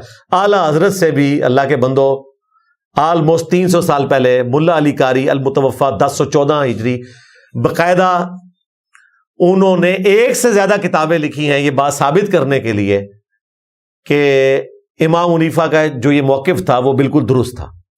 اب نیا ورژن مارکیٹ میں آیا کہ جی وہ امام حنیفہ کی طرف بات غلط منسوب ہے. البتہ ملا علی قاری نے جو کتابیں لکھی وہ بالکل لکھی ہیں. اس کا مطلب ہے ملا علی قاری مانتے تھے کہ نبی الاسلام کے ماں باپ نعوذ باللہ حالت کفر میں گئے، اور یہ بھی مانتے تھے کہ امام حنیفہ کا یہ عقیدہ ہے. خیر دفاع جب انہوں نے کیا تو وہ چھت سے گرے، ان کی ٹانگ کی ہڈی ٹوٹ گئی، لوگوں نے کہا اس کو سزا مل گئی ہے. ابھی ایک مفتی اعجاز بشیر صاحب ہیں، باقاعدہ انہوں نے 100 صفحوں کا ریسرچ پیپر لکھا ہے یہ بات ثابت کرنے کے لیے کہ ملا علی قاری آخری دم تک اس بات پہ قائم رہے. کیونکہ بعض لوگوں نے ملا علی قاری کا بھی دفاع کرنے کی کوشش کی کہ مرنے سے پہلے انہوں نے توبہ کر لی تھی، وہ جو کتابیں لکھی تھی اس سے وہ رجوع کر چکے تھے، تو انہوں نے کہا رجوع کوئی نہیں کیا. بہرحال وہ مفتی اعجاز بشیر صاحب یہ مانتے ہیں کہ امام حنیفہ کی طرف یہ بات غلط منسوب ہے. ہمارے نزدیک ہمیں تو کوئی انٹرسٹ نہیں، چونکہ حنفی الفقہ الاکبر ان کی کتاب مانتے ہیں. حنفی جانے ان کا امام جانے. اب یہ ان کا کام ہے کہ اپنے امام کی قبر پہ جا کے 295C کا کتبہ لگانا ہے، 298A کا لگانا ہے، یہ ان کا مسئلہ ہے. کتابیں وہ پرنٹ کر رہے ہیں، ملا علی قاری بھی ان کے ہیں، ان کی قبر پہ لگانا ہے تو جا کے خود لگائیں. اور پھر میں یہاں پر وہ بات کروں گا، چونکہ میں نے ایک ویڈیو میں کہا تھا کہ ان کا امام یہ بھونک کر گیا تو ان کو بڑا برا لگا. انہوں نے کہا جی آپ نے کروڑوں حنفیوں کے امام کی توہین کر دی. بھئی میرے نبی علیہ السلام کے ماں باپ کو جو کافر کہے گا تو یہ فرمانا تو نہیں ہوگا، بھونکنا ہی ہوگا. پھر میں نے ان کو علمی پھکی بھی دی، یہ تمام چیزیں ڈسکس کی. اور یہ کتاب جو ہے مفتی اعجاز بشیر صاحب کی، یہ ہم نے اپنی ویب سائٹ پہ بھی رکھی ہوئی ہے. اگر کسی کو چاہیے ہو تو mirza_95@yahoo.com پہ مجھے ای میل کرے، میں انشاءاللہ تعالیٰ اسے یہ ریسرچ پیپر بھی ان کا لکھا ہوا بھیج دوں گا. پھر میں نے ان کو جو علم الکلام میں جواب دیا وہ یہ کہ جب مفتی حنیف قریشی صاحب نے حضرت معاویہ رضی اللہ تعالیٰ عنہ کے حوالے سے کوئی سٹیٹمنٹ دی تو خادم رضوی صاحب نے اس وقت کہا تھا در در کتے و مالکانو پہ گئے ہو. یہ جملہ انہوں نے ان کے لیے بولا تھا جو اکثر میمز میں آپ کو نظر آتا ہے، اور بعض بریلویوں نے میرے ساتھ جوڑ کے اس کو اپلوڈ کیا. مجھ سے تمہارا بابا بھاگا ہوا ہے بھائی، اس نے تو صرف اتنا جملہ بولا تھا. ایک منڈا نیٹ تے ہوندا ہے جڑا کہندا ہے لبیک نہ کیا کرو، لبیک یا رسول اللہ، تے ساڈی مرضی اسی لبیک کہاں گے، تو لبیک آ کہ. وہ کوئی ایک بندہ سنا وہ نیٹ پر وہ کہتا رہتا تھا مولوی خادم کو لبیک کسی کا نہیں پتا، وہ بھی تھا. ہمارے کہتے ہیں اس کو جواب دو لبیک پر وقف کیوں کرتے ہیں؟ میں کاسی کر رہے ہیں، وقف اسی کیتا ہے تیرے ڈیڈے کیڑا پر وقف کیسی کیتا کہنا لبیک کا ہونا چاہیے. میں کہ تو کا پڑھتا رہو اسی کا لبیک پڑھ دینا. تو میں نے کہا تھا کنٹینیوس لبیک یا رسول اللہ ہے، لبیک یا رسول اللہ عربی لنگوسٹک میں غلط ہے. ویسے ہمارے محلے کی مسجد میں وہ پڑھ کے گئے ہوئے ہیں، مجھے اچھے طریقے سے وہ جانتے تھے اور میں ان کو بہت اچھے طریقے سے جانتا تھا. الحمدللہ پوری زندگی بابا جی نے زبان نہیں کھولی، بلکہ ان کے قریبی لوگ ریورٹ ہوئے. انہوں نے بتایا کہ وہ کہتے تھے منڈے نو ہاتھ نہ پانا. انہوں نے پتا سی کہ منڈے نے جڑا چک وڑیا ہے نا یہ میں جان نہیں چھڑا سکتا. تو بابا جی کی کیا ہمت تھی کہ مجھے دور دور کتے کہتا، وہ بیسیکلی حنیف قریشی کو کہا تھا. تو میں آپ کے بابے کا جملہ مستعار لے رہا ہوں. اگر حضرت معاویہ رضی اللہ تعالیٰ عنہ جو کہ فتح مکہ پر مسلمان ہوئے، ان کے بارے میں نازیبا جملہ بولنے پر بقول خادم رضوی کے مفتی حنیف قریشی صاحب کے لیے جملہ ہے کہ در در کتے و مالکانو پہ گئے ہو، تو جو واقعتاً مالک ہیں اہل البیت، نبی علیہ السلام کے ماں باپ جو ان پر بولے تو اس پہ تو پھر خادم رضوی صاحب کہیں گے در در سورو سوراں دیو سورو مالکا نو پہ گئے ہو لو سامو. لہذا میرے بھونکنے پر جو اعتراض تھا نا تو خادم رضوی صاحب ہوتے ہیں, میں نے ان کو کہنا تھا انصاف سے کام لیں. حضرت معاویہ جو فتح مکہ پہ مسلمان ہوئے ان کے بارے میں بولنے والا کتا ہے اور بھونک رہا ہے, اور جو واقعتاً حضور کے گھر والے ہیں, اصل میں تو گھر والے مالک ہوتے ہیں نا, یہ تو گھر کے باہر کے لوگ ہیں, ان پر بھونکنے والے کیا ہیں تو کہیں گے سوراں دے سور. اور وہابی واقعی تو سوراں دے سور کہہ کے گئے نے ہو, ہاں تہاڈی جان نو بھی نہیں انہوں نے منیا, ہاں تو تانوں انہوں نے کہنا سی سوراں دے سور. کہنا انہاں بڑیاں دے اخلاص منگو تو بڑے بڑے لوگ ہم گداواں نو خیر پا ہی دیں گے. چلو جی چلیے او بھابیاں دی اذان اے تے کڑا دے اے تے سور دے سور چل چلیے.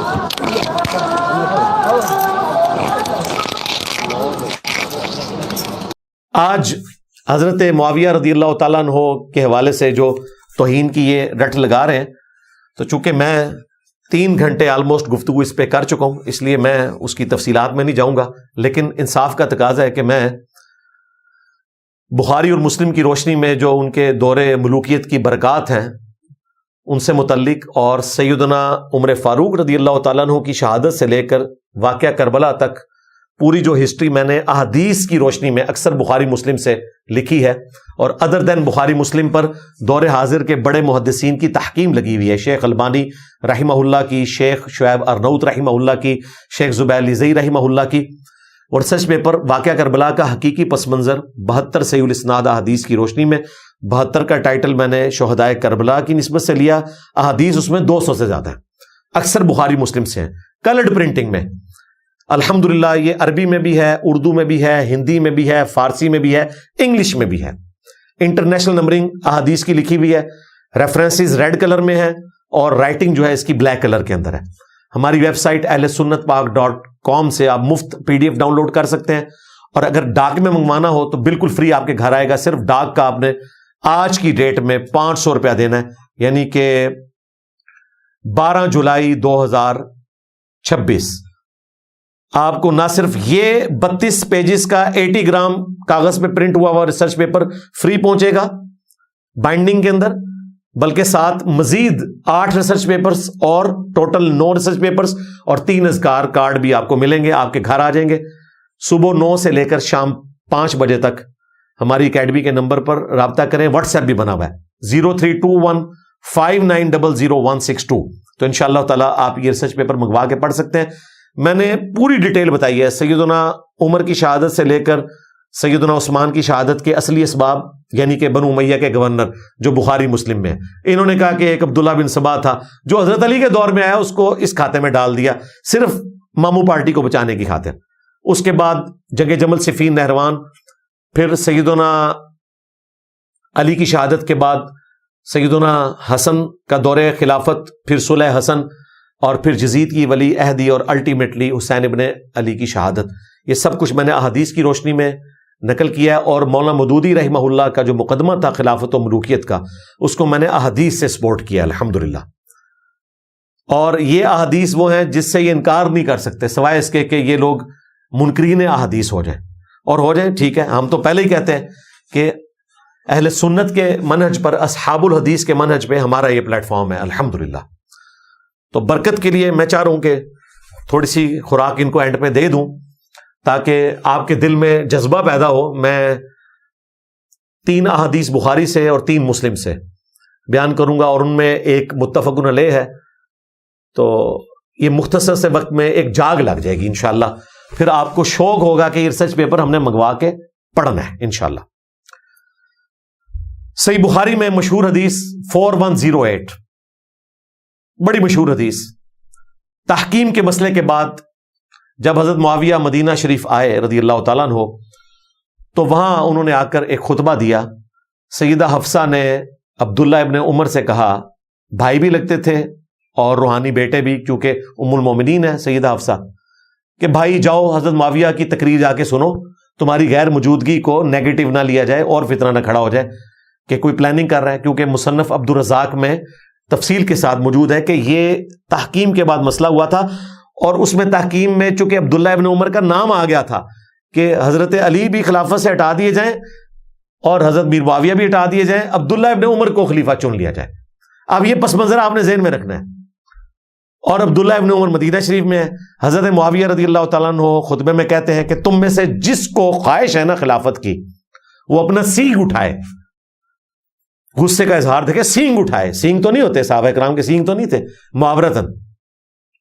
میں اس کے باپ سے زیادہ خلافت کا حقدار ہوں. اب یہ جملہ کس کے بارے میں بولا؟ اسی حدیث میں موجود ہے، عبداللہ ابن عمر کے بارے میں، جس کا باپ حضرت عمر، جن کی وجہ سے حضرت معاویہ شام میں آج بیٹھے ہوئے ہیں، کیونکہ یہ رومن امپائر سے سیدنا عمر کے دور میں جنگ یرموک میں علاقہ مسلمانوں کو ملا تھا. اور عبداللہ ابن عمر رضی اللہ تعالیٰ عنہ اس کا جواب نہیں اس وقت دیتے، لیکن مجمع چھٹنے کے بعد محمد بن مسلمہ صحابی ہیں، وہ عبداللہ ابن عمر کے پاس آتے ہیں اور کہتے ہیں کہ حضرت معاویہ کو آپ نے بھرے مجمع میں جواب کیوں نہیں دیا جب وہ اس طرح کی بات کر رہے تھے کہ میں عبداللہ ابن عمر کے باپ سے زیادہ خلافت کا حقدار ہوں. ظاہر ہے انہی کو کہہ رہے تھے نا، اور ان کے والد حضرت عمر ہیں. یہاں لوگ کہتے ہیں کہ جی حضرت معاویہ حضرت علی کی بیعت کرنا چاہتے تھے. بھائی وہ تو حضرت عمر کی بھی توہین کر رہے ہیں، ہمارے نزدیک تو یہ توہین ہے. 298A کا کیس بنتا ہے آج کے دور کے اعتبار سے. تو عبداللہ ابن عمر رضی اللہ تعالیٰ عنہ نے کہا میں نے ارادہ کیا میں اپنی گھوٹ کھولوں، احتبا کر کے 2 گھٹنے کھڑے کر کے یوں کر کے بیٹھے تھے، اور میں معاویہ کو یہیں پر جواب دوں کہ تجھ سے زیادہ خلافت کا حقدار وہ ہے جس نے تجھ سے اور تیرے باپ سے جنگ کی ہے جب تم دونوں کافر تھے غزوہ خندق کے موقع پر. میں اور میرا باپ مسلمان تھے، عبداللہ ابن عمر اور حضرت عمر. اس لیے امام بخاری سے غزوہ خندق کے چیپٹر میں لے کر آئے. پھر کہتے ہیں میں فتنے کے ڈر سے خاموش ہو گیا، خون ریزی کے ڈر سے میں نے اپنے آپ کو روک لیا، اور پھر مجھے جنت کی نعمتیں یاد آئیں اور میں نے انہی پر اکتفا کر لیا. اس پہ محمد بن مسلمہ کہتے ہیں کہ عبداللہ ابن عمر نے خاموش رہ کر اپنی عزت بھی بچا لی اور اپنی جان بھی بچا لی. یعنی ایک ماموں نے دوسرے ماموں سے اپنی عزت اور جان بچا لی. ظاہر ہے عبداللہ ابن عمر بھی ماموں ہے. یہ ایک ہلکا سا میں نے نقشہ رکھا ہے آپ کے سامنے کہ مسئلہ صرف اہل البیت کا نہیں تھا، خلفائے راشدین کے ساتھ بھی، ان کی اولادوں کے ساتھ بھی ان کی نہیں بنتی تھی. آج آپ کو بتاتے ہیں کہ جی وہ حضرت ابو بکر کی اولاد میں امام جعفر صادق علیہ السلام پیدا ہوئے ہیں. بالکل. کون سی اولاد میں؟ وہ اولاد جو جنگ جمل میں حضرت علی کے ساتھ کھڑی تھی، محمد بن ابی بکر، ان کی اولاد میں سے سیدنا امام جعفر صادق علیہ السلام پیدا ہوئے ہیں. تو یہ بتایا کریں کہ وہ اولاد جو حضرت علی کے ساتھ تھی اور بنو امیہ کے خلاف تھی، اور بنو امیہ کے ہاتھوں قتل ہوئی محمد بن ابی بکر 28 سال کی عمر میں. تو یہ حدیث واضح ثبوت ہے. اب اس کا کنٹراسٹ میں پیش کر رہا ہوں. بخاری مسلم دونوں میں حدیث ہے. عبداللہ ابن عباس کہتے ہیں سیدنا عمر کی میت رکھی ہوئی ہے، ایک شخص میرے پیچھے آ کر کھڑا ہوتا ہے اور اپنی کونی میرے کندھے پر رکھتا ہے سہارا لیتے ہوئے، اور حضرت عمر کی میت کو مخاطب کر کے میں تو کہتا ہوں نوحہ ہی پڑھا، مرثیہ پڑھا، اے عمر تو وہ شخص تھا جس کے اعمال پر مجھے رشک تھا کہ میں بھی اللہ کے حضور ان اعمال کے ساتھ پیش ہوں. اتنی بڑی فتوحات، اتنی اسلام کی خدمت، مجھے امید تھی کہ تو اپنے 2 ساتھیوں سے جا ملے گا، یعنی رسول اللہ صلی اللہ علیہ وآلہ وسلم اور سیدنا ابو بکر رضی اللہ تعالیٰ عنہ. کیونکہ میں نے اکثر نبی علیہ السلام سے سنا تھا میں ابو بکر اور عمر داخل ہوئے، میں ابو بکر اور عمر نکلے، میں ابو بکر اور عمر فلاں جگہ گئے، مجھے امید تھی کہ تم اپنے 2 ساتھیوں کے پاس پہنچ جاؤ گے. عبداللہ ابن عباس کہتے ہیں کہ جب میں نے یوں مڑ کے دیکھا تو وہ سیدنا علی ابن ابی طالب تھے جو حضرت عمر کی میت پر یہ تعریفی کلمات کہہ رہے تھے. اب اس کو جوڑیں، ایک طرف مولا علی ہیں جو حضرت عمر کے لیے کیا کہہ رہے ہیں، اور دوسری طرف آپ کے ماموں ہیں جو حضرت عمر کے لیے کیا کہہ رہے ہیں کہ میں اس سے زیادہ خلافت کا حقدار ہوں. یہ حدیث جب ہمارے اسٹوڈنٹس 4108 دکھاتے ہیں نا تو ماموں پارٹی چھت کے ساتھ جا کے لگتی ہے. تو ہم نے یہ دکھانی نہیں چھوڑنی. ہاں ہم اس پہ کہیں گے میرے عمر سا ہے ہی کوئی نہیں، ماموں پارٹی تے شاہی کوئی نہیں، مولا علی سا ہے ہی کوئی نہیں، ماموں پارٹی تے شاہی کوئی نہیں. پھر صحیح مسلم 4776 مشہور حدیث، اس کے بغیر آپ کی جان نہیں چھوٹنی. ہاں، دور ملوکیت آ گیا ہے. عبداللہ بن عمر بن عاص خانہ کعبہ شریف کے سائے میں بیٹھے ہوئے ہیں اور اطاعت امیر کے اوپر حدیث سنا رہے ہیں. ایک تابعی بیٹھا ہوا ہے اور اس کا نام ہے عبد الرحمن بن عبد رب کعبہ. جب وہ تقریر مکمل کرتے ہیں تو وہ عبداللہ بن عمر بن عاص سے کہتا ہے کہ حضرت یہ جو آپ باتیں کر رہے ہیں، کیا آپ نے رسول اللہ سے اس طرح کی باتیں خود سنی ہیں؟ کہتے ہیں ہاں، میرے کان بہرے ہو جائیں اگر میں نے یہ بات نہ سنی ہو.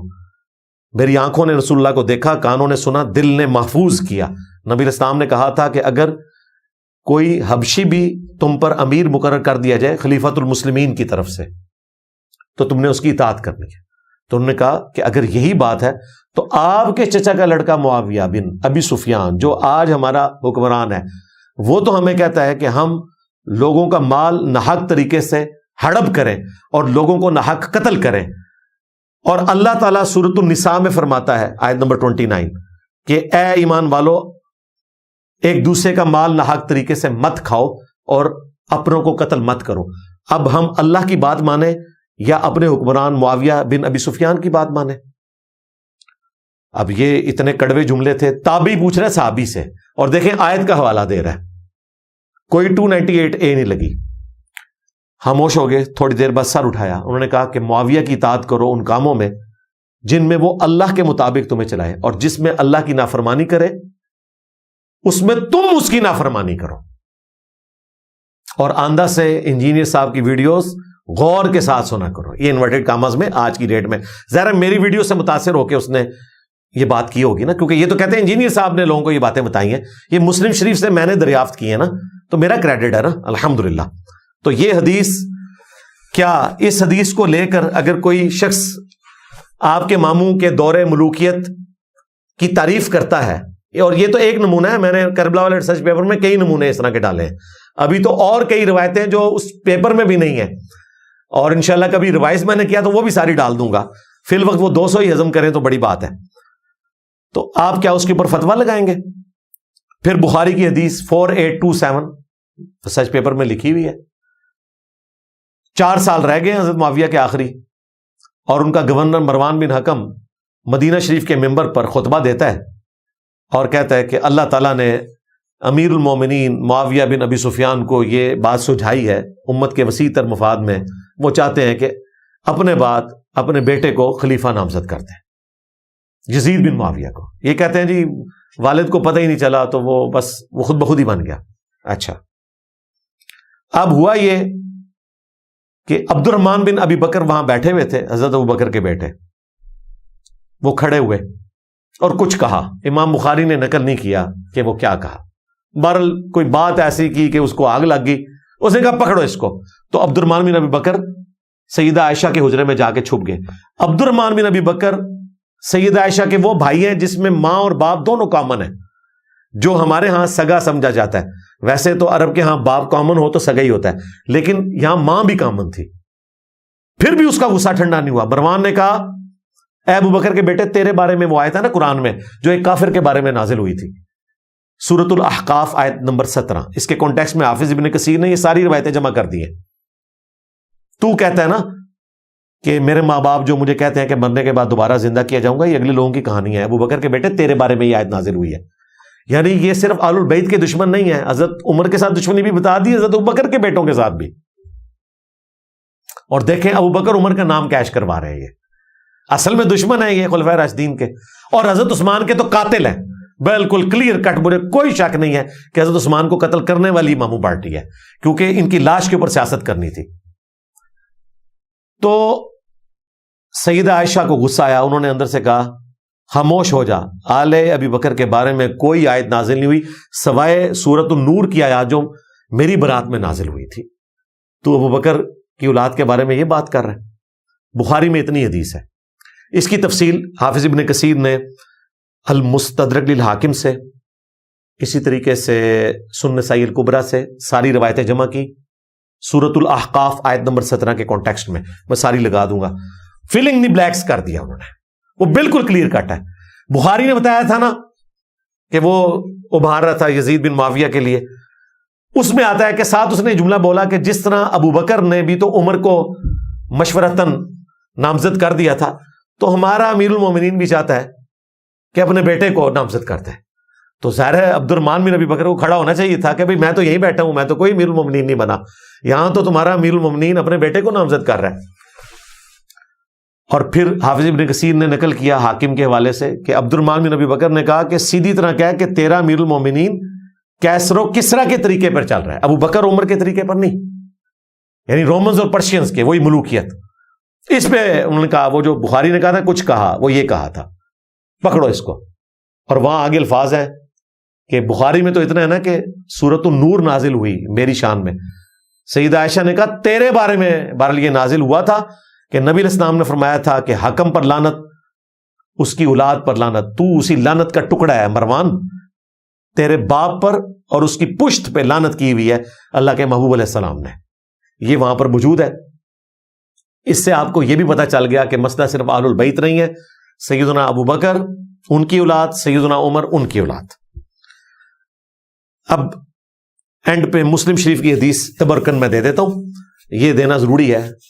6229 آل مروان میں سے اسی مروان جو کہ گورنر تھا حضرت معاویہ کا، اسی کی اولاد میں سے گورنر بنا مدینہ شریف کا، اس نے سہل ابن سعد السعدی کو بلایا اور کہا کہ ممبر پر آ کر حضرت علی پر لعنت کرو. یہ مسلم شریف ہے، مولانا شریف نہیں ہے. انہوں نے کہا میں سیدنا علی پر لعنت نہیں کروں گا. ان کا چل اتنا کہہ دے لعن اللہ ابا التراب، مٹی والے پر اللہ کی لعنت. یہ الفاظ ہیں. یہ کہتے ہیں جی پتہ ہی نہیں کہ وہ سب کیا ہوتا تھا.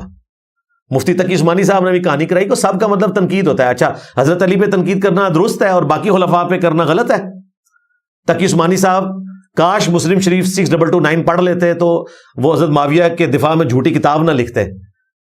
اس کا پیج بھی میں لگا دوں گا جس میں انہوں نے کہا سب کا تو تنقید ہوتا ہے اور سب کا مطلب تنقید بھی ہوتا ہے، گالی بھی ہوتا ہے اور لعنت بھی ہے، کیونکہ یہاں پہ موجود ہے کہ لعنت بھیجتے تھے، لعن اللہ ابا التراب موجود ہے.